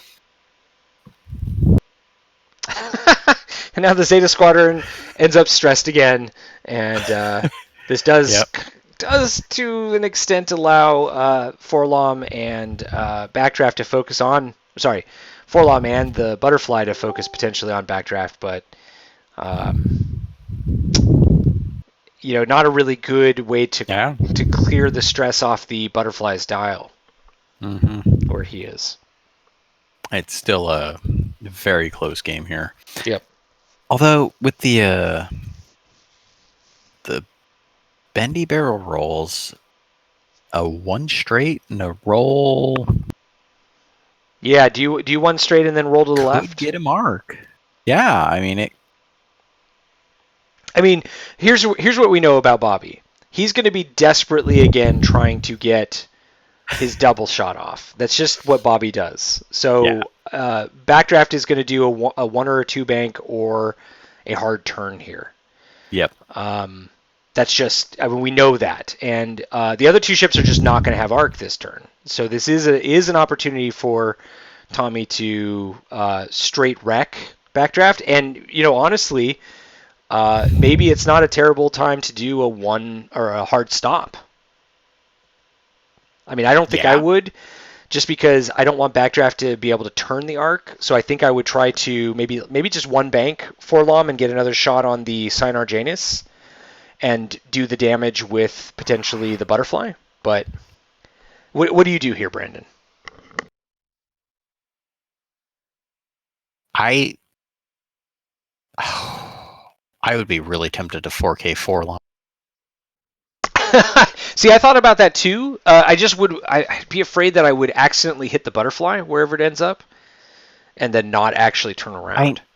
So here's the thing, though. You could, because the Sinar and the Zeta move before Forlom, you could barrel roll him to the left. Oh no! Well, fair point. And then 4K him. And that's true. Could you be? I mean, obviously you're gonna. Well, are you gonna know where? No, because you'd run into Backdraft, right? It depends on where you put the barrel roll. Because you could roll backwards and. Or maybe honestly, you'd want to go forward. Yeah. So that you clear him. I mean I think that you bump Backdraft and if Backdraft goes slow, like we think he might here. Yeah. That's not the worst thing in the world because he's not shooting you, and then you just give him the stress next turn. And right.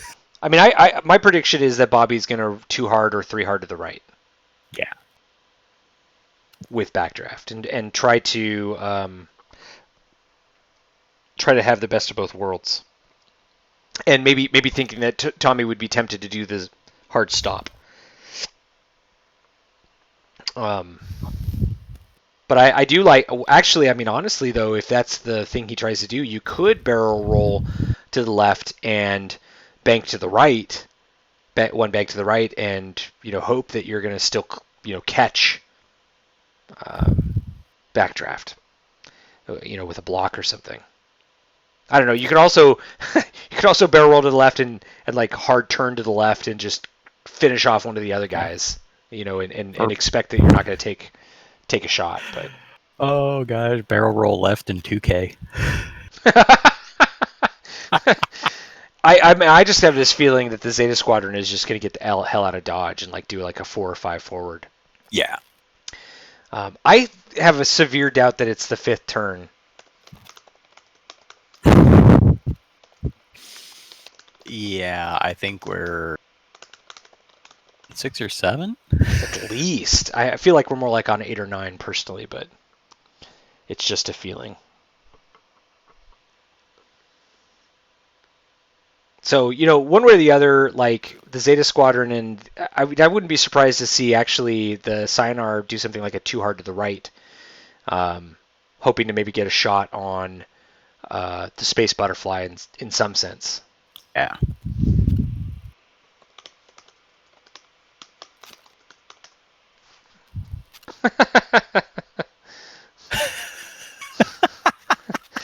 Oh, Jesus.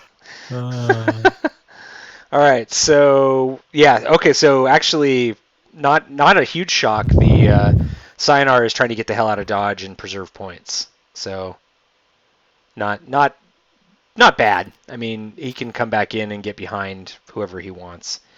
Probably not going to be shot this turn. The Zeta Squadron then probably also is going to do something like a 3 or 4 forward. So, yeah, boosting out of any kind of danger.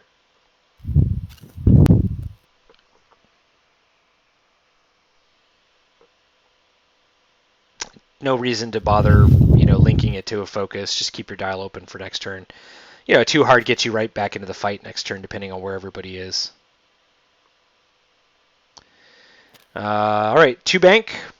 Yeah, whatever. Clear stress. I think I take an evade there, just to be safe. Because what if Forlom did do a barrel roll left and a 1 hard? Okay, so he's contemplating barrel rolls to the right or to the left. Yeah. All right. That's not the worst thing in the world, though. You are super vulnerable if Forlom did do, barrel roll 1 hard. Yeah, there's 1 straight. Yep. And I think we... Stress. Ooh, that's interesting. Do you think that the barrel roll to the left actually will fit? That's closer than I thought. It's going to be tight, but it should. Ooh, no valid positions. It does Ooh. not fit. Those Interesting. bendy barrel rolls. I mean, and it's not the worst thing in the world, though. I mean, he's 2 away from half, and that opens up his dial for next turn. Yep. So, yeah, I mean, exactly right. Like, it's not the end of the world. You've got a gas cloud protecting you from shots, whatever backdraft does. You just 2 hard or 3 hard to the right next turn, and you're back in the fight. So, it is what it is. there's a advanced sensors roll. Oh. Well, that's interesting. That weird. okay. Is he expecting a 5 straight here from backdraft? Wow. Well, he did get the block. I mean, I think he could have gotten that block in other ways as well, but the brilliant part of this is he could pass that stress now to backdraft. It turns out, guys, Tommy's a genius. It turns out when he's drunk, he actually his IQ increases by 50 points, and now we're being shit talked, Brandon, that we're not drunk or we don't sound drunk. And to that I say, Brian, you should have come in a half hour ago.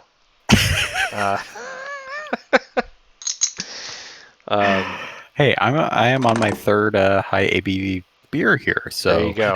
I mean, I've had half a bottle of wine and a decent ABV beer, so and they're all tall boys. Nice. So basically, Bobby laughs at that shot, but on the bright side for him, this turn he can now pass that stress and 2K.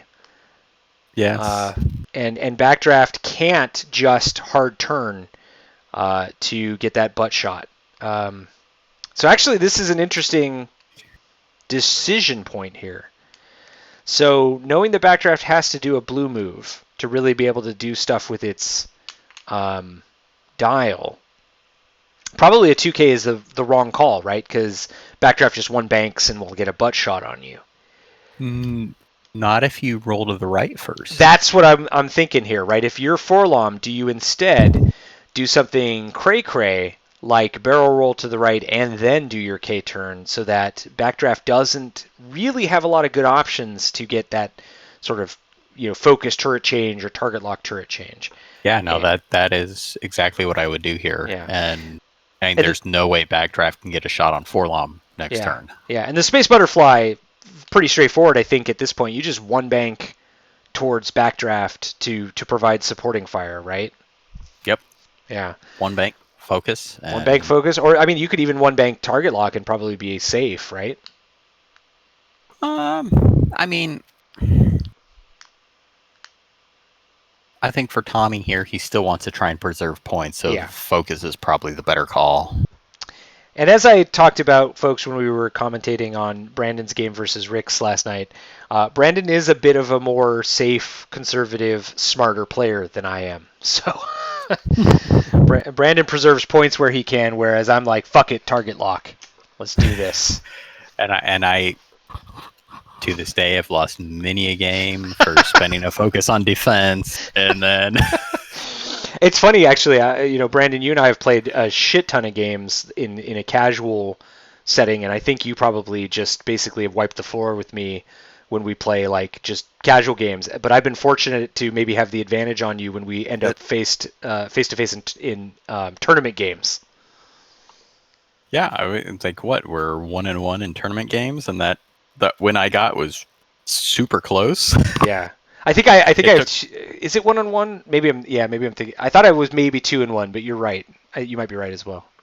Yeah, because I think it was just the NCI and the MCO. Yeah, MCO. That was the one I won. Yep. And then the NCI, we had to total up the points that's three right. times before we got it. Yeah, I fucked up that's right. You wrecked me there. That's right. By like, what was it, 8 points? Yeah. Are those the only two tournament games we played against each other? I think so. Yeah, you might be right. Okay, we're 1-1. And And you were my first game outside of the house, too. Oh, wow. Mm-hmm. That's really going far back. We've got some history. Yeah, we do. We do. And hopefully we'll get to actually like end up at a tournament together again at some point. Yeah. And play again. We have to break the tie. Yeah. Well, actually, we don't because it's not going to go in my favor. So, all right. So dials are down, and I'd expect both the FO and the silencer probably to do 2 hards to try to get back into the fight here, and put some pressure on Tommy. I'd expect Backdraft to do some kind of bank to be able to clear stress. A Talon roll, ballsy from Bobby. Okay. Well, setting up for next turn. Yeah, no harm, no foul here. I mean, I don't think he's going to get shot. In that sense, I don't functionally see a difference between doing the Talon roll here and doing like a 2 hard, but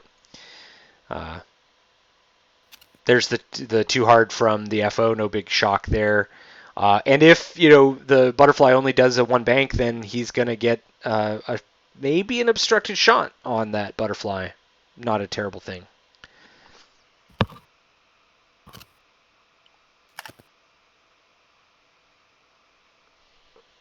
Yeah. Or just save the lock and ready for next turn. Yeah. There's the very predictable 1 bank. Nothing really to do but take a focus here, or if you're me, target lock.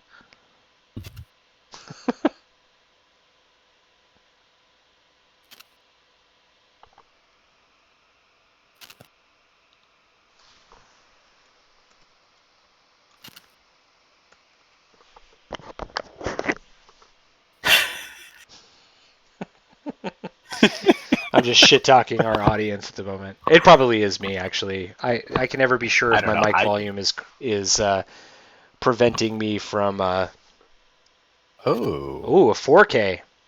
That... And without the barrel roll. Interesting. But he did take a target lock, I think, as the advanced sensors move, which is, that's not terrible. I mean...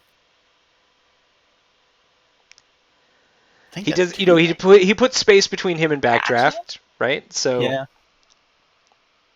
a 2 bank from Backdraft might catch him, but we'll see. And we're finding out that Bobby broke his headset, so LOL.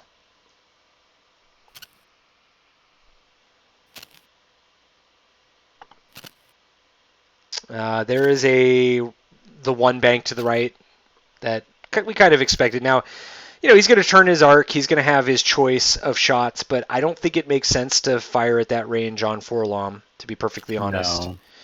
No. I mean, it's going to be 3 versus 2. You're going to have either a focus or a target lock, but not both. And honestly, as Backdraft, I think you have to take the focus here, since you're taking 2 shots. Yep. So...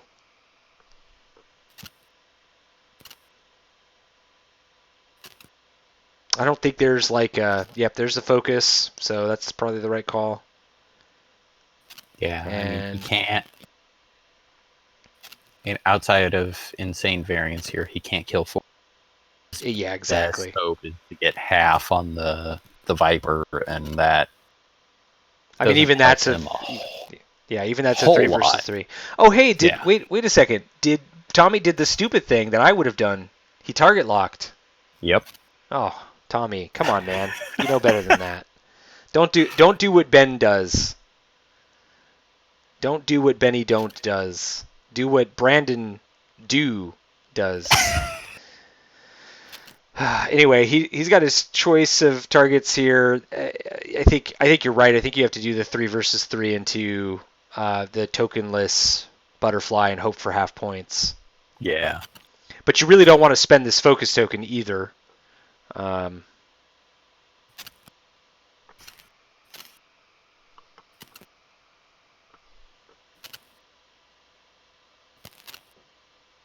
Or you go at Forlom and try and calculate. All right. Bad roll for poor Backdraft here. And looks like that was into the Viper. Yeah, which is the right call. I mean, both of them. I mean, Bobby had a below average roll, and Tommy had an average defensive roll. So It is what it is. Yeah, and fortunately for Bobby, it didn't tempt him. Exactly, right? Like, he still has the focus. He probably gets out of this without taking too much damage. So here's Forlom 3 versus 3.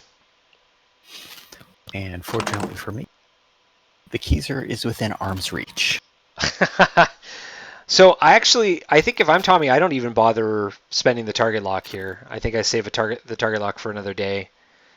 If I do spend it, I re-roll everything. Yeah.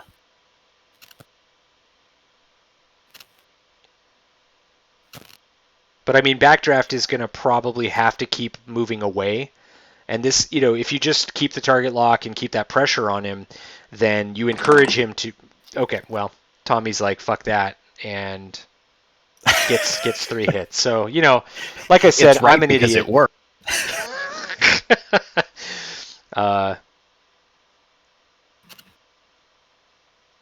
So now we'll see what happens here.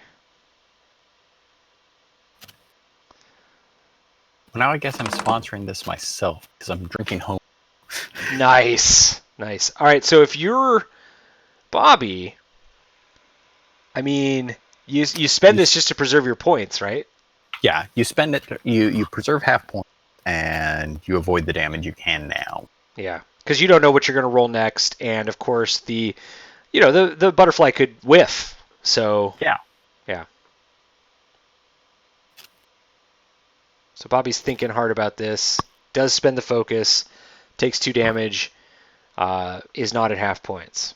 So now it's all down to both the Space Butterfly and then the Zeta Squadron if it's got arc and range, which I think it does.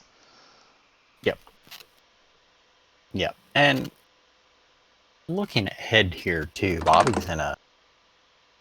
Oof. Yep. There's actually slightly above average roll, but not in the way that he'd want. Now he does have the target lock, so because he's Tommy, he does re-roll it. He had the focus. Yeah, wishing he had the focus there. He does get 2 hits, and Backdraft is only rolling 2 dice, so that's half points. Yep. All right, so Tommy gets the. Let's see, what is that? 29. 29 so points. So Tommy is back on top.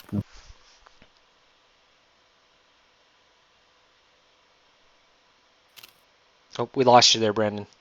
No, so 133 to 110. Now, this range 3 shot looks like it is not actually obstructed. It just misses the... Oh, it is. It just barely catches it. My bad. So, range 3 obstructed. 2 versus 5 dice plus the free change. So 1 hit, so that's going to be pretty much an auto evade unless the Space Butterfly rolls 5 focus results. and it did try. It did try. And we're back to down. So yeah, a bit of a turnaround there for Tommy here, and this has been a very close game. And we might be in turn 10 for all we know, but as far as the players are concerned, we're now in turn 8. I have no idea. Yeah. Okay. Sure. Let's go with it. Right. Yeah. So I actually really like Bobby's position here. Yeah. So yeah, I mean, talk more about that. So I mean, right? Backdraft wants you in a tail chase, and he's got the Zeta and the Sinar coming up to support him. So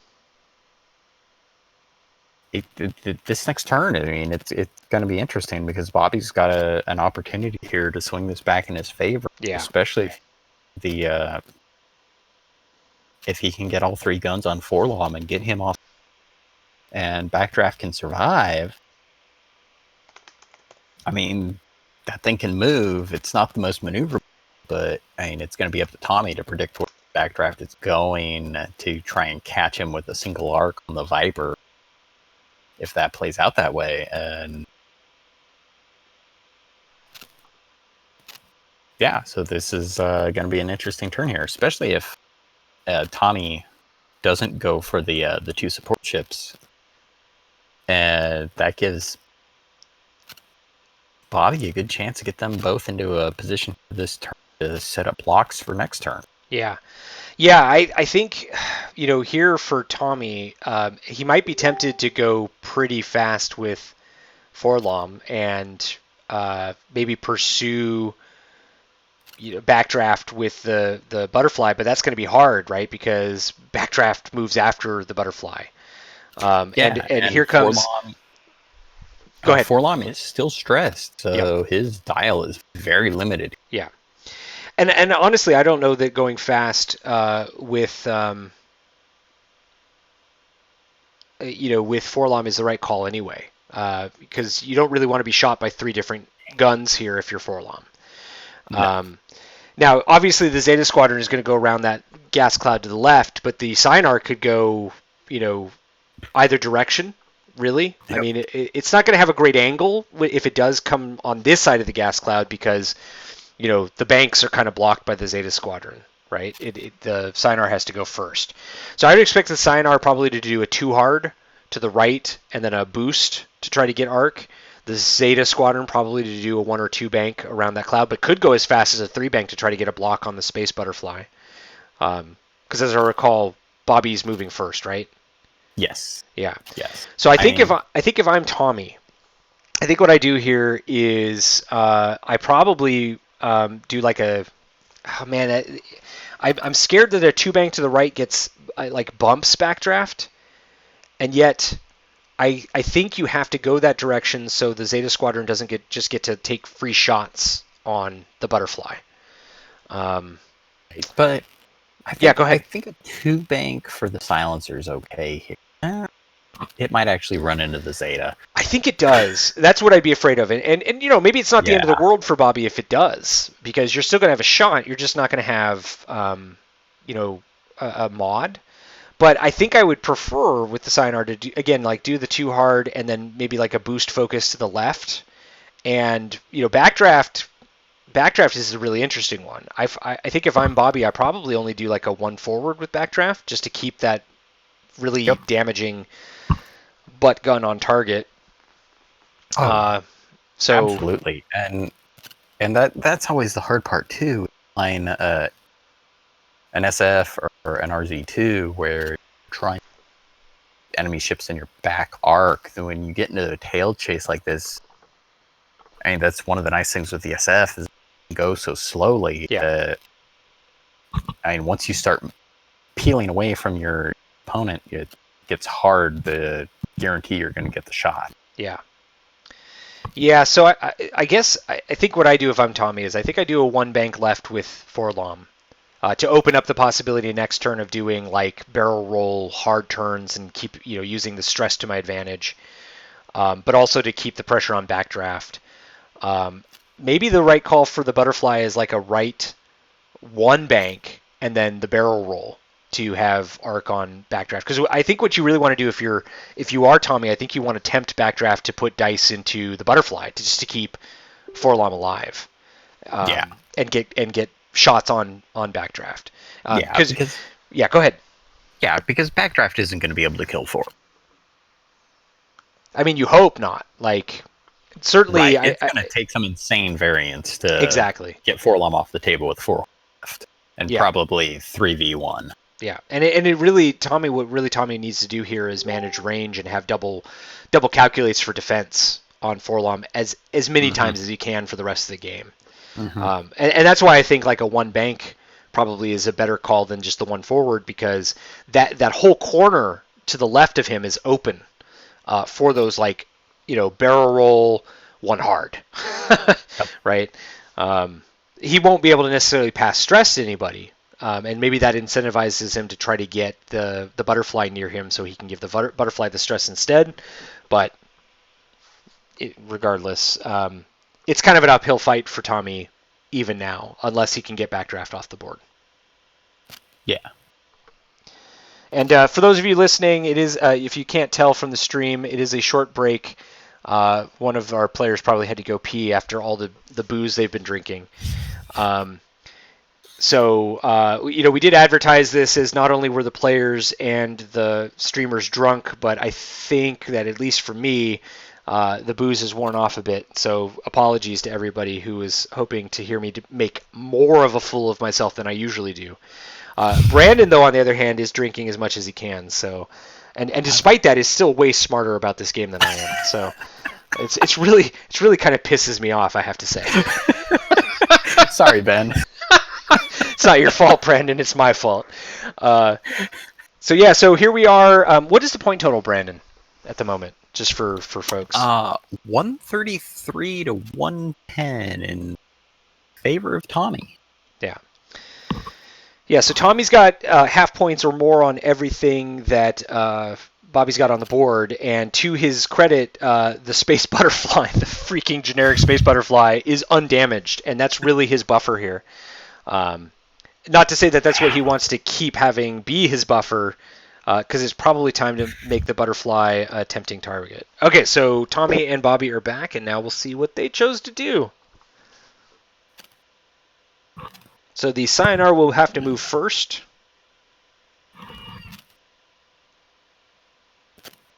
And we'll see what he does to clear that stress. Dial disappeared so he could change it. So he clearly had second thoughts after getting another whiskey. Okay. So there's the 2 hard I thought he would do. He is going to focus. Will he boost? To the left here? I wonder if he's worried that he'd get into Backdraft's way with that. Yep. Nope, he boosts. Yeah, I mean, even a 1 straight there Backdraft should still fit. So. Yeah, I think you're right. Sayonara will probably do a 2 bank like we thought. 3 bank, so more aggressive than we expected. Aggressive. Yeah. Not terrible. I mean, I don't think it's the wrong move at all. Takes a focus because probably not going to take any shots unless Tommy decided to do a 1 hard and just end that Zeta squadron. Well, even then, the Zeta would shoot. Oh, yep. And the Zeta shoots first. It does. Oh, and I don't think Tommy can barrel roll his way out of this either. So no. I mean, I think you just focus and take the 3 die shot, and hope hope Bobby is tempted to spend that focus.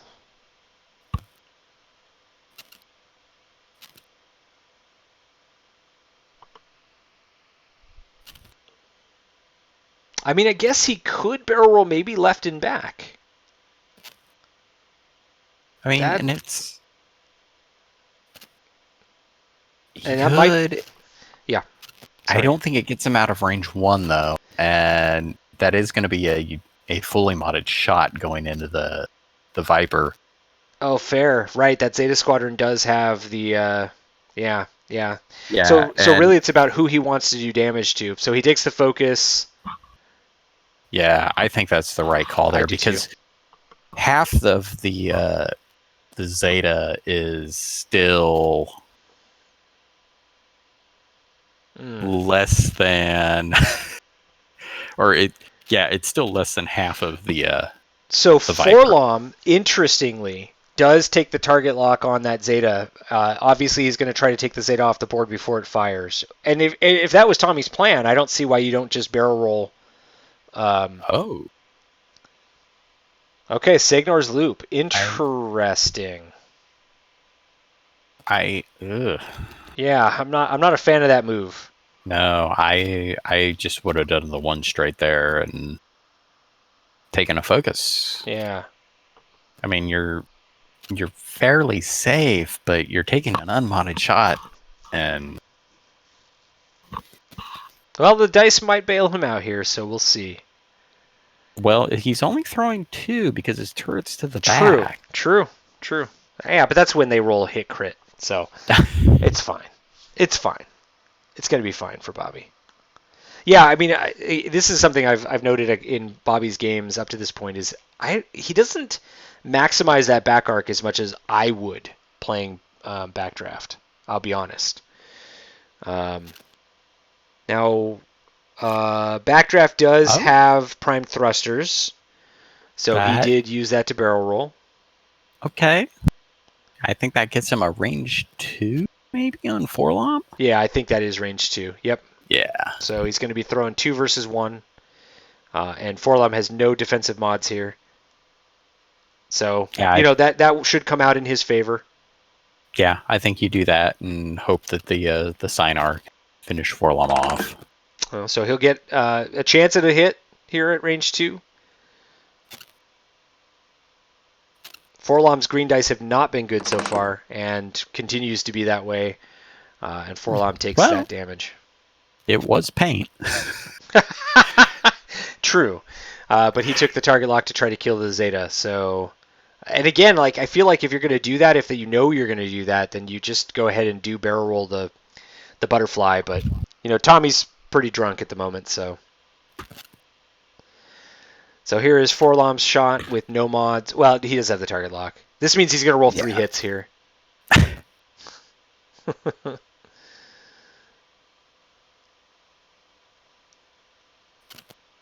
So it is 3 versus 3. I mean, spend the target lock. Yep. 2. And he ends up, all right. So Zeta probably focuses out of this. Probably. Oh my God. Yep. But he has to spend the focus to stay alive. Yeah. So yes, he does. The shot did its job. Yeah. So strips one of the tokens off of the Zeta, and the Zeta does get to shoot first into the butterfly Black Squadron. Yep. Yeah. So best case scenario here for Bobby is that he forces the Zeta Squadron to spend his focus on defense. Yeah. So 3 dice here with the target lock. Here's where he'll roll 3 hits.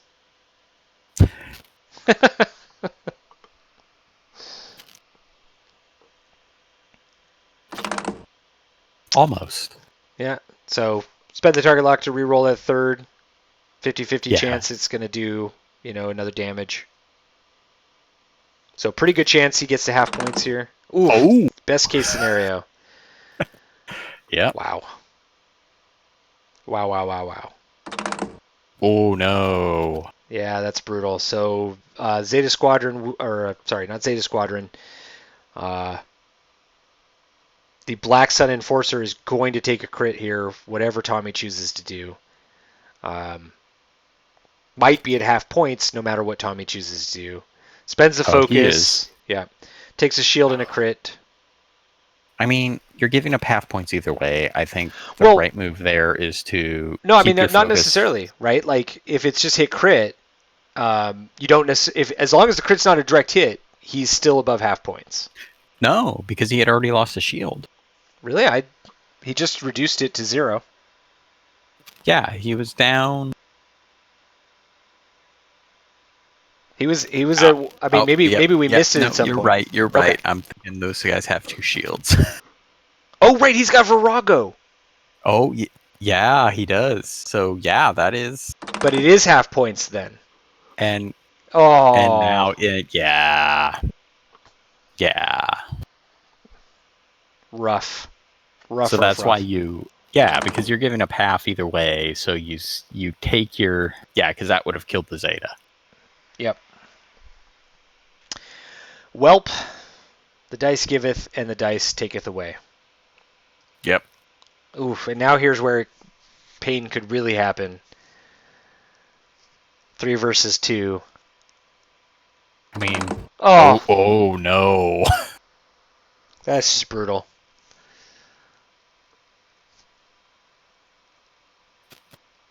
All right, so Bobby now has half points on the butterfly and might lose Forlom regardless, depending on the crit.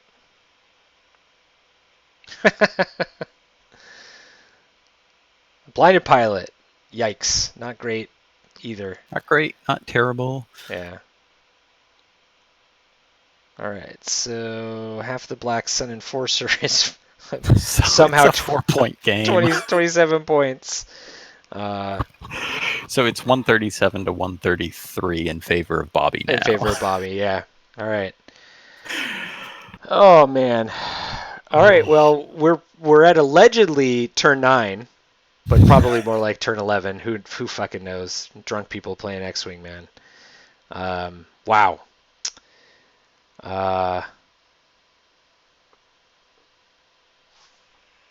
I mean, basically, to win here, all Bobby has to do is plot a move that gets Backdraft a shot. Yes. So, oof. that Zeta Squadron. Zeta Squadron gets to move before the Butterfly. Butterfly I mean, obviously doesn't care about the fuel leak at all, being at one hull. Oh no, it's at 3 hull. Never mind. It cares very much about that. Yeah. Fuel leak. Oh God, poor Tommy. Yeah, he should have saved that focus for. I mean, I think to an extent, like, I don't know that the one forward for Forlom was bad per se, but I think I probably still, a one bank gets you a better shot at backdraft there. Yes. Yes, and I think it sets you up it puts you in a better position for this turn too. Yeah. Just the knowing the point. That turn there is kind of an example of like why it's good to know the points. Yeah. Know your win condition as well. Yeah. Yeah, because you've already. If spending the focus before you shoot, I mean, if you do or not, you're still giving up half points. Yeah. I mean, you just don't want to go head to head with that Zeta. I mean, that's not your win condition, right? Like, he turned in to take out the Zeta, but that's not the win condition. The win condition is get backdraft off the board. Get backdraft off the board. And if you can't, then get the Scinar off the board, because that Zeta Squadron pilot is only another 13 points. It just doesn't matter. Right, so the one hard, it looks good because I'm going to kill that ship, and then when you don't, you're super sad. And if you take backdraft off too, then you've now opened up things for Forlom to run amok because he's now an ace. Yeah, right. Yeah, I mean, so yeah, if you one bank and then the Butterfly roll at least. I mean, you might not have the shot at backdraft, but you're not taking a range 1 from the Zeta Squadron. You maybe have your shot instead on the Scinar, and the Scinar's worth more points. So, yeah, Tommy. Yeah, that Zeta is kind of just a distraction at this point. Yeah, exactly. I mean, it always was. Yeah, and Bobby's done a good job of using him as bait, and unfortunately for Tommy, he's bitten on it, and multiple turns here. Yeah. Yep. Now, I guess at this point, like, I think the Zeta's best move is probably to do a 2 sloop or 3 sloop, whatever it is, to get behind those guys and come back again. But Forlom's kind of hung out to dry here. I like backdraft now can do that beautiful, like, 1 bank, 2 bank, 3 bank to try to get that back arc on Forlom. I really like the 1 bank for backdraft. Yeah, I do too. I mean, you're gonna fire first, so now on the bright side, like, Tommy's gonna get to decide whether he needs to barrel roll or something before he does his move. So, and a 4K might keep him out of trouble. That would, I mean, if he barrel rolls before doing the 4K, I don't think so. But I think if he 4Ks from here, he's got a good shot. It really depends on where the Zeta Squadron goes from here. Yeah. And then what backdraft does after that. I mean, from here, it looks almost like backdraft might be doing a turn to the right. I guess he could do a turn to the left. Yeah. Scinar will be Sir not appearing in this turn. That's for sure. Or, sorry, the Zeta Squadron. Or was that a sloop? Oh, it is a sloop. That was a sloop. Okay. Yeah, that makes sense. And there's the sloop. Yep. That's a good call there. And the good thing about that is he ends up with Arc, and I don't think the Zeta Squadron does. So really, what the hell is Forlom doing here?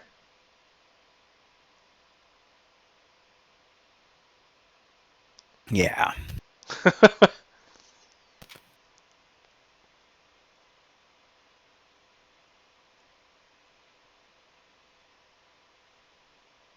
I mean, you could, if he dialed in a hard stop, you could target lock, hard stop, and get your calculate on the Scion.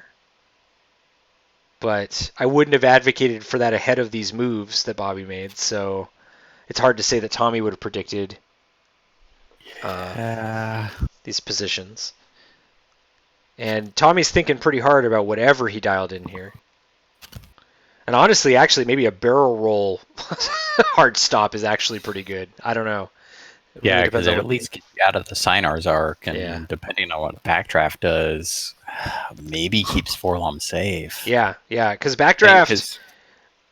Okay, so there's, as we thought, the... roll and forward, so maybe... And there's the 4K. Stress, and you know, and it makes sense too, because depending on what Backdraft does here, you know, if he banks to the right like we were thinking, Ooh, wow, he's not going to take a shot from Backdraft this turn. That ends up being really strong. Yeah. And let's So let's see. If you're Backdraft, I mean, you have to think about maybe barrel rolling out of range 1, right?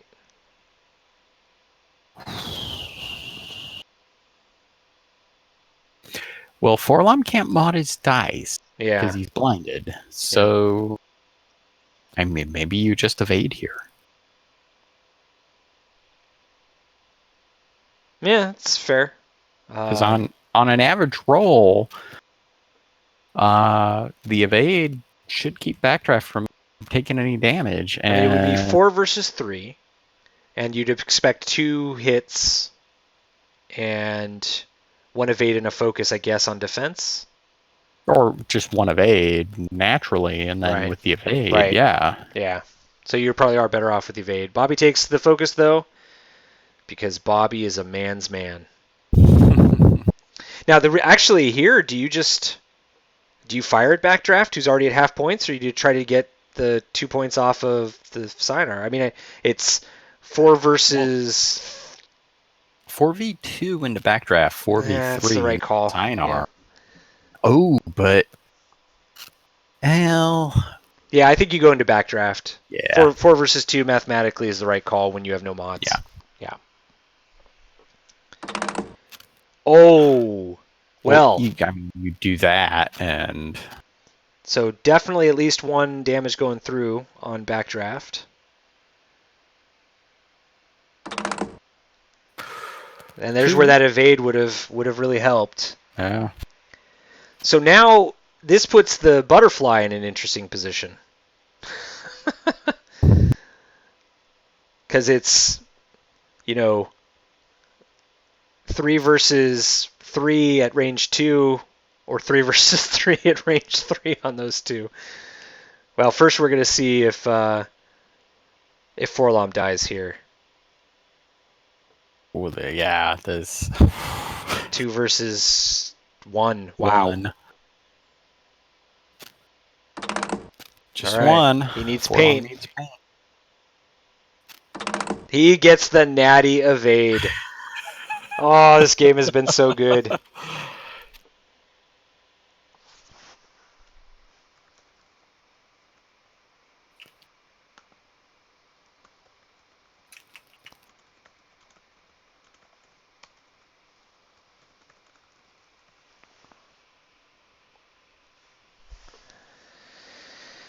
Okay, now the Space Butterfly, unobstructed on...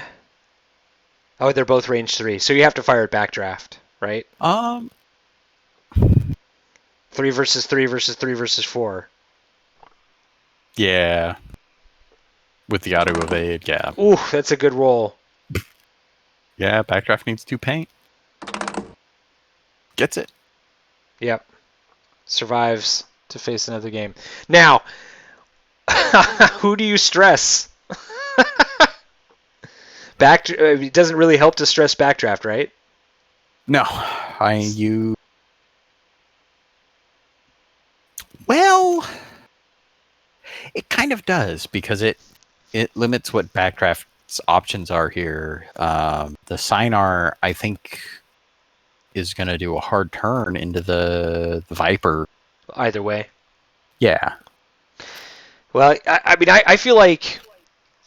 I don't think there's much point. Because the backdraft's just going to like one forward or one bank, right? Like he's going to do a blue move no matter what you do. So forcing the Cyanar to not be able to like Talon roll and get extra dice on Forlom feels to me like the right call no matter what. Right, but I think the way I look at it, if I'm Bobby, I count on backdraft being able to take Forlom off the board here before he gets a shot, and especially now that backdraft has options because oh man. But I guess what the way I'm thinking about it is like backdraft has those options whether you stress them or not. Right? This is true because that dial on the SF is so good. Yeah. So I don't think there's a world in which really Forlom has much ability to do anything here to save himself. Right. You could now, having gotten rid of the stress, like 4K in front of him. Yeah. And hope he doesn't see that coming. A roll to the right and a 3 bank probably keeps him safe. Because I think if I'm Bobby right here, I just do a 1 bank to the right with backdraft to keep that back arc pointed toward the Viper and where Forlom is right now. And that's why I think Forlom rolls to the right and then 3 banks. But I could see that. I'd be a little worried that I would just hit backdraft and then still end up in arc somehow. I feel like the 4K is like the gutsy move here, and the one that just blocks the 1 bank and maybe gives the butterfly a chance to come in and wreak havoc. Like if I'm the butterfly, I think let's see what fastest blue is probably a 3 forward, right, on the butterfly. Yeah, and I don't know that the Viper necessarily that fast. Just to,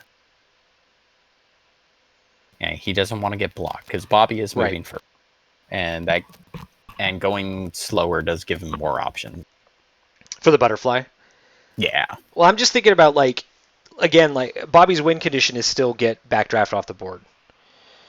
So to do that, I feel like you want to find a way to get in front of backdraft with Forlom, and also not because if we think about what are the FO and the silencer going to do, their natural inclination I think is going to be to try to block the butterfly, right? Yes. So probably a 2 bank from the Zeta Squadron and a 2 hard from the Cyanar, or maybe the Zeta Squadron just is a 2 forward. Right, like to try to maintain arc on Forlom wherever he goes, and the Cyanar does a 2 hard, right? What if the Zeta does a 2 hard to pilot left? If he does, if he calls the 4K here with that Zeta Squadron, then Forlom obviously has to kill him. Yeah, if he even gets arc. Yeah, if he even gets arc, exactly. So.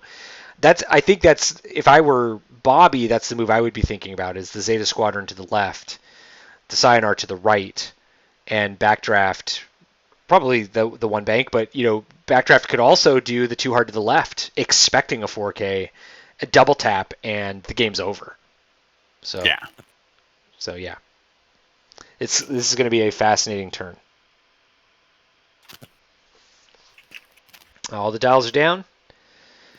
So we'll see what Bobby thinks is happening here.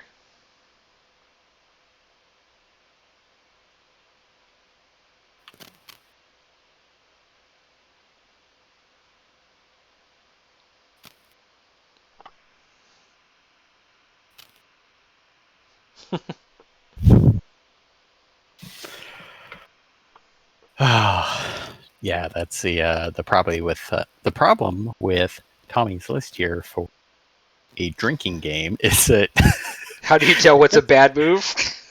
well, the ships he has left on the board here give him way too much to think about.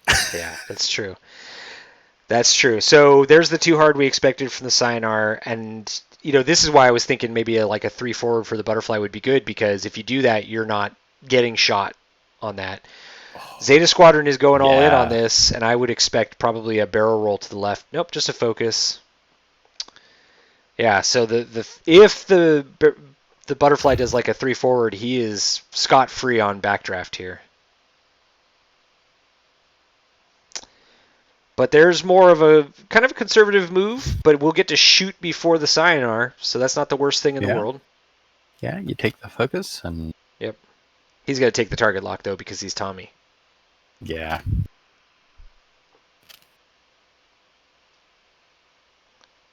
And I'm not going to argue that's the wrong call when you out-initiative him. It just leaves you vulnerable if backdraft did go for the double tap here. Or even if you okay, took the focus, right? Good job, Tommy. Good job. Yeah, I mean, when in doubt, and if you're not confident you're going to get the shot, get the kill there, and mathematically he should only get 1 damage through the Cyanar. I mean, you take the focus. He's got the fuel leak. A crit slipping through on him is really going to be bad. So, come on, Tommy. He definitely made the right call there. Show us Forlom's move. Tommy's clearly thinking about the barrel roll here. Yep. And he is going to barrel roll. It suggests to me he dialed in like a 1 hard left.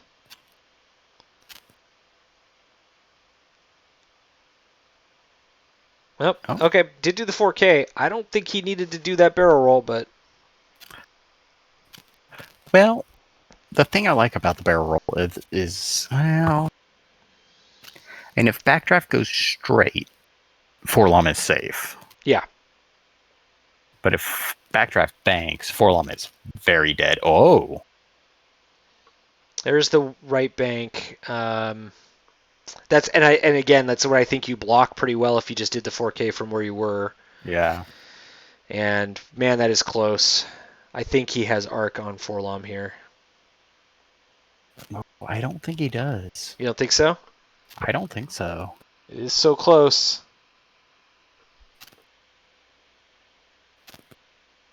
And I'm not sure Forlom has arc on anybody either here. No, I don't think he does. Yeah. So I guess if I'm backdraft, I probably target lock Forlom. Because, well, I don't know. You're what are you at? 1 hole?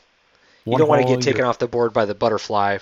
Yeah. But I don't think the butterfly can afford to just fire at backdraft either. Because you don't want to. I think he has to shoot the Cyanar. Yeah, I agree. So I think with that in mind, I think you target lock Forlom, and next turn you 1 bank again. Yeah, he's... Yep. Now this makes this target priority for Tommy very interesting. Yeah. Backdraft only has a shot at the BSE. All right, so you were right. No arc on Forlom, so that does work out for Tommy there. So we're going to have 3 versus 4 on the butterfly.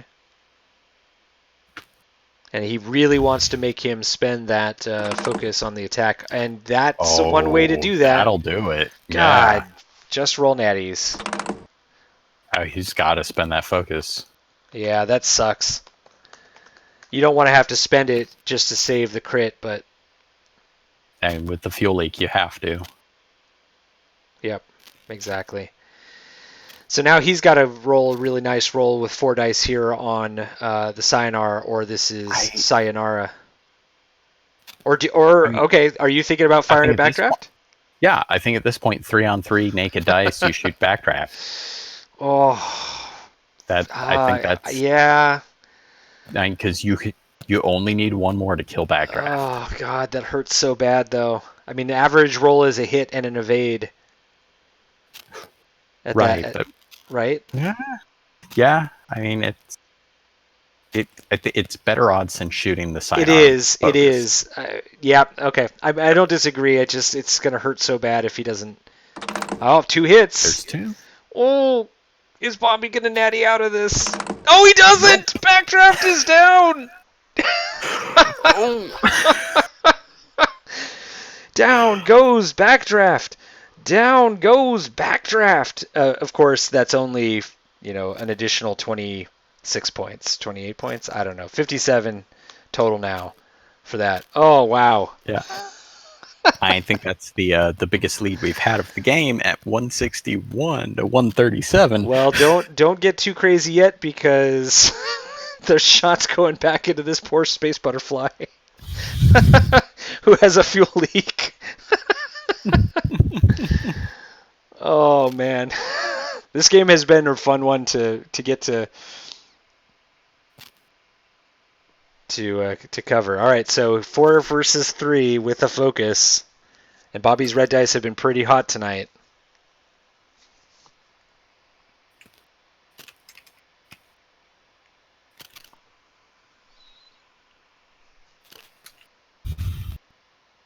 Come on, Bobby, don't be shy. Roll those dice. Do it. Do it.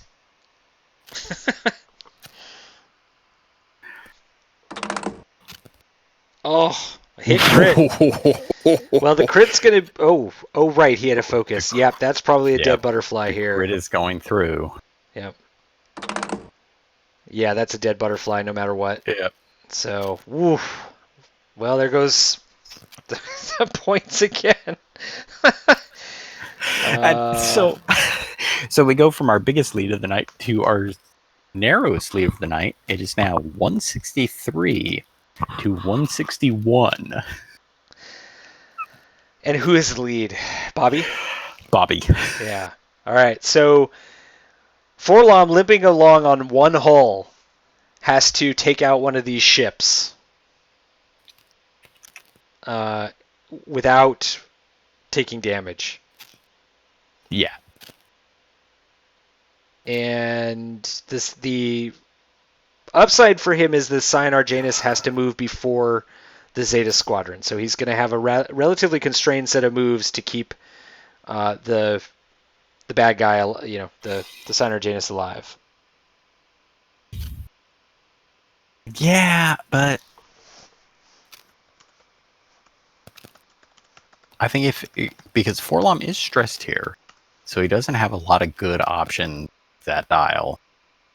I think Bobby's okay doing a 5K with silencer or a 4K. Yeah, just a 4K, and I think he'll probably be out of range if Forlom banks in. Yeah, so let's think about this from Tommy's perspective. Like, your dial sucks and you're stressed. So what do you do?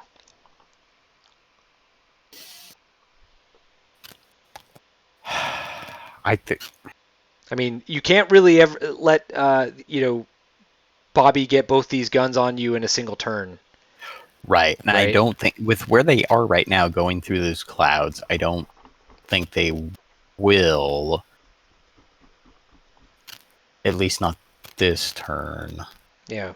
No, I don't think so this turn either. But, I don't think the Forlom's got a great opportunity here either to get guns on this turn necessarily. No. Right? Given that he's stressed.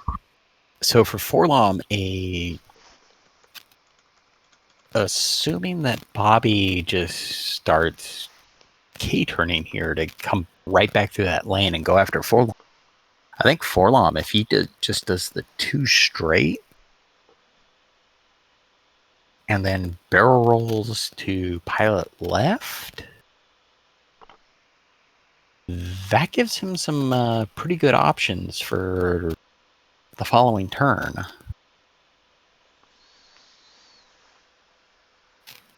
Yeah, I think no matter what, Tommy's got to figure out a way to use the gas clouds to keep himself alive, right? Mm-hmm. So, I feel like he's got to go. Is 2 forward blue on that damned G1A dial? Yep. Yeah, so Yep, I feel like is Oh, go ahead. fastest blue. Yeah, I feel like a 2 forward, and then next turn, you'll have some info as to where they are and what you need to do, perhaps with advanced sensors to keep gas clouds between you and they. I feel like that middle gas cloud is going to be your Alamo to some extent here. Yeah. So Bobby has already got his dials down because he's in the lead. He doesn't care. I mean, he could. It's round 10. He could also just 5 forward, and get the F out, right? Yeah. Tommy's dial is showing. Yeah. I will be right back. Okay.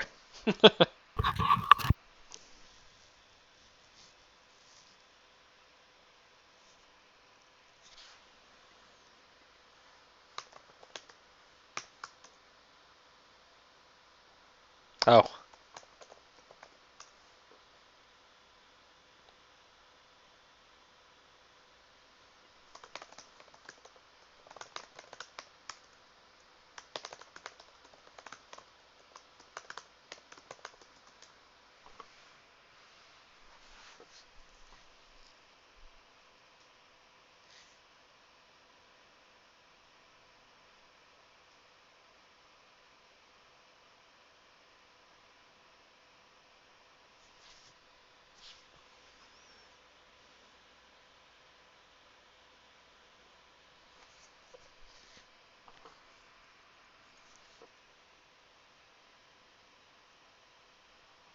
All right, so as I thought might happen here, the Sayonara Janus just 5 forwards as far as it can, gets out of here. I'm sure Bobby's going to do something like boost to the right. Doesn't make sense to necessarily boost to the left. And a boost to the right even with the focus. Oh, okay, he just stays where he is. 5 forward from the TIE Fighter. It's going to make it real hard for Tommy to catch up here.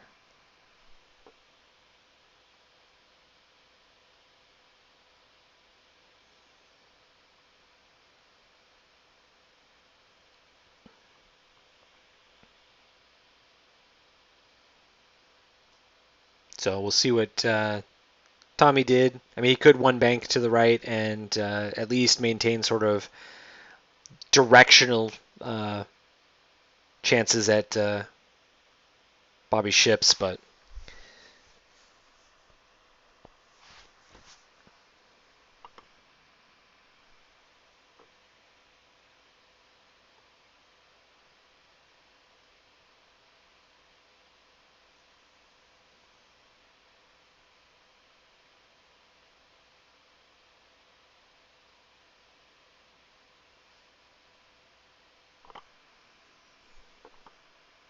just waiting for Tommy to do his move. Okay. Yeah, so we got the 5 forwards I sort of thought we would see while you were gone, Brandon. Yep. The Sinar just kind of stayed where it was and took a focus, and the Zeta Squadron barrel rolled back into the right. Yeah, so it looks like Bobby knows where the points are Yep. sitting right now. Yep. And Tommy did reveal a 2 forward. Does clear the stress, but the one bank looks like a bit better move now.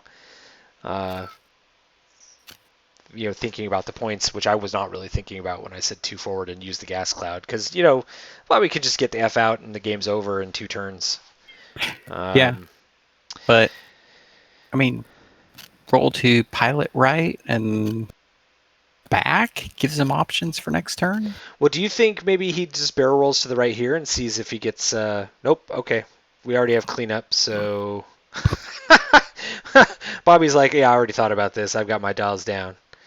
Yeah, I mean, I think if you're Bobby now, you just turn towards the board edge and get the F out. I think if I was Tommy that last turn, I roll toward Bobby ships. And yeah, that's what I was thinking too. Tommy must have decided that he just can't get back into this at this point.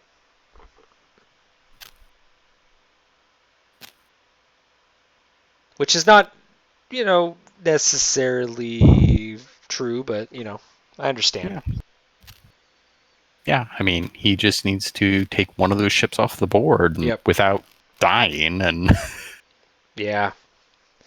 Yeah, I was thinking of it from the, he can't afford to lose Forlom, but with, the 2 points down, really he doesn't have any choice. Oh, well, now let's see. If Forlom did do it like a 2 hard or something, he at least has a shot at the Sinar. yeah. Zeta Squadron does a 1 hard. That's what I thought he would do. Still not, and I don't think they incremented the turn counter, but I'm not going to tell him. These 2 drunkies. Yeah. All right, so Tommy has to have done a 2 hard, right? Yeah, and this is where that roll last turn really helped him too. Yeah, or lack of it would have helped him. Oh, he is barrel rolling first because he does have advanced sensors, so that's not terrible. I guess he could. I mean, if he thought about this ahead of time, he could. He's rolling to the back. He's probably doing a 1 hard then. That would be my guess, expecting that. Oh wow. Oh. What? I think he was going for the. Oh man, and the roll the last turn would have made that a real nice shot. Yeah. Now I think he might have arc here. It's close. Yeah.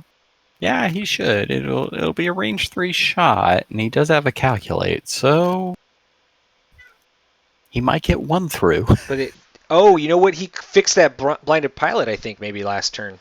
Oh. Maybe that's what he did instead of barrel rolling. Yes, he did. Is it gone? Yep. So it did look like he. Okay, and wow, that's a great roll. That's really good. Really tough for that Sinar to. Oh, that is a dead Sinar. Wow, that's self bump. Wow. Okay, wow. Well, this game is crazy, everybody. I also think it's supposed to be turn 11.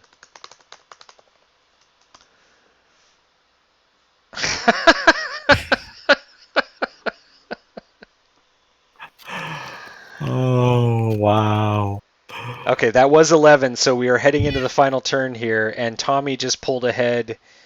Let's see, that Sinar Jameis was, so add, he's got 65 plus 13 plus 51 plus 57. 186 to 163.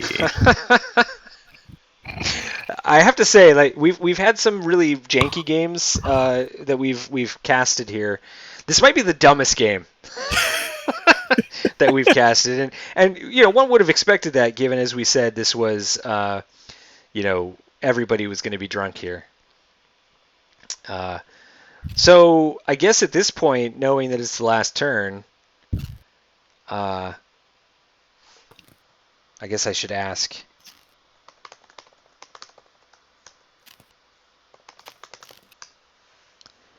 If this is now turn 12 then. So if you're Tommy, like, okay, yeah, this is turn 12. I mean, you don't even need, you're not even worried about that TIE fighter being able to engage, right? I mean, I guess it could 2 sloop, so you don't want to be aggressive. I mean, well, you're so limited because you're stressed, so... Yeah. So, I mean, I don't know. I feel like I 1 bank to the left and then barrel roll away just to preserve the game. If I'm Tommy. Yeah. Or even a... Yeah. So there's the sloop. I actually, at this point, I don't even think like a 1 bank puts you in arc. Tommy's like, fuck this. Wait a minute. Wasn't he stressed? Oh, I guess it's right. 2 hard is white. Okay. So, I don't really have much to say about that game except, goodness, was it back and forth.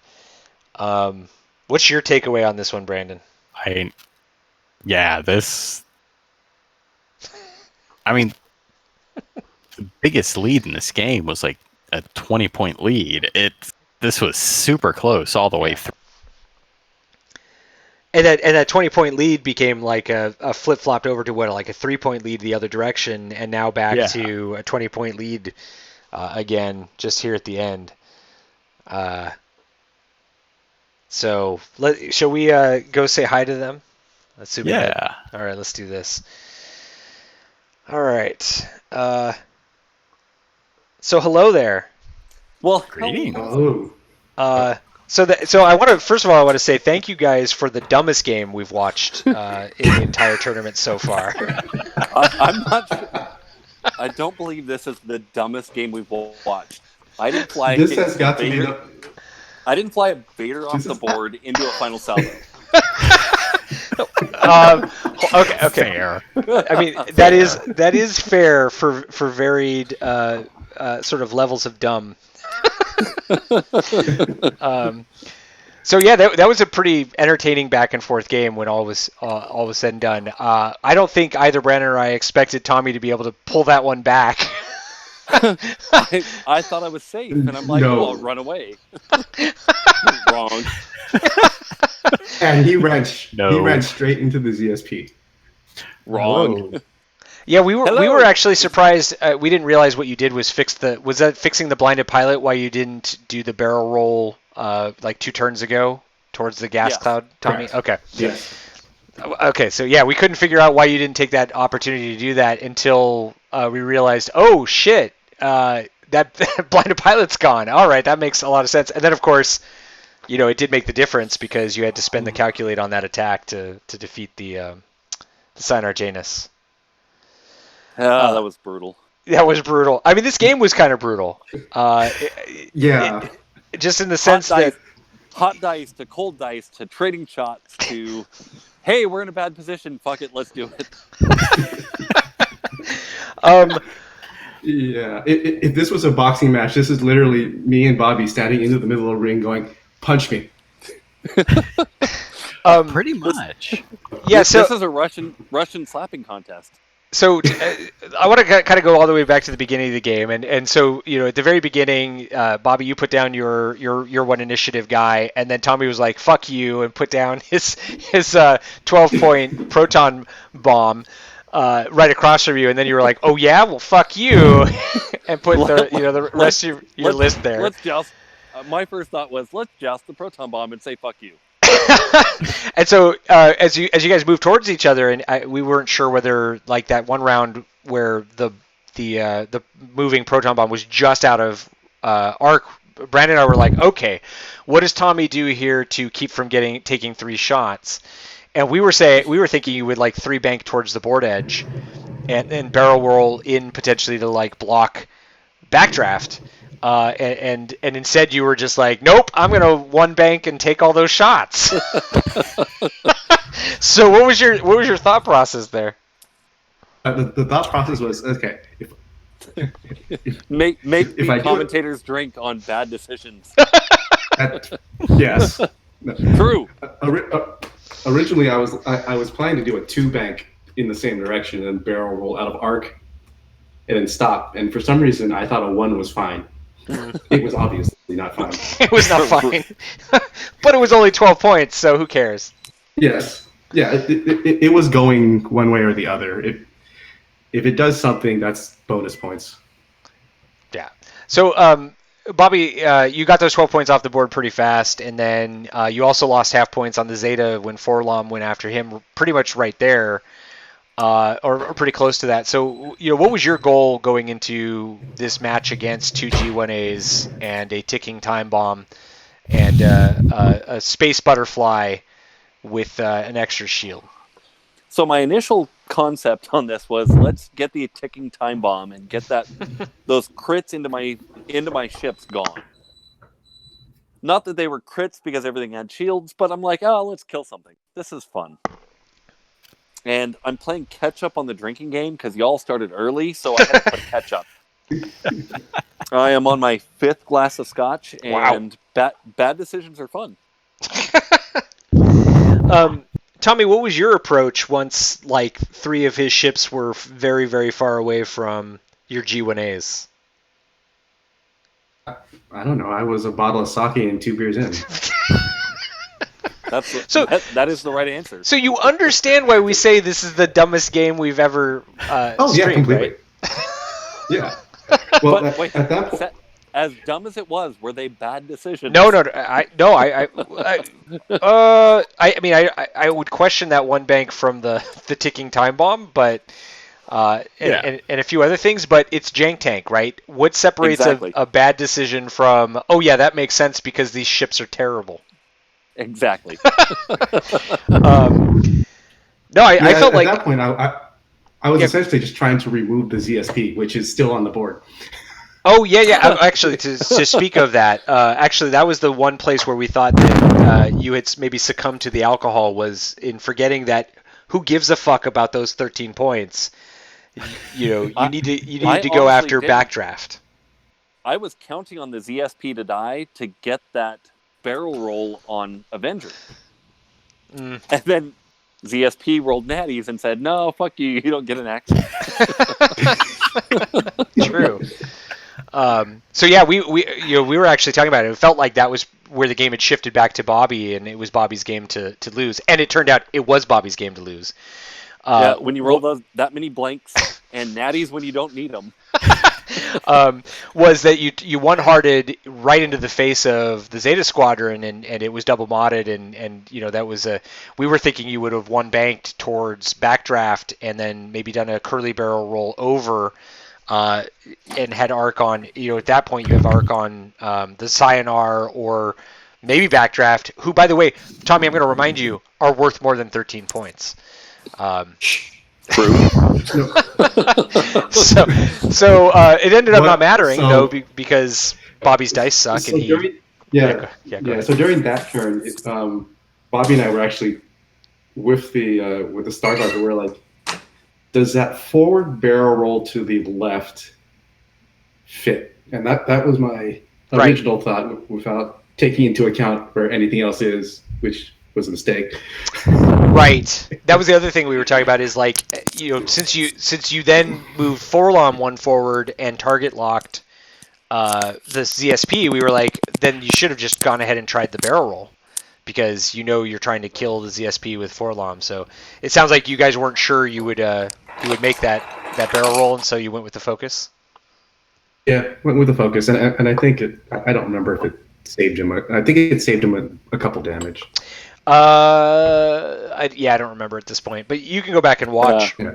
It turns out we recorded I don't recall, it. Your Honor. Yeah. Yeah.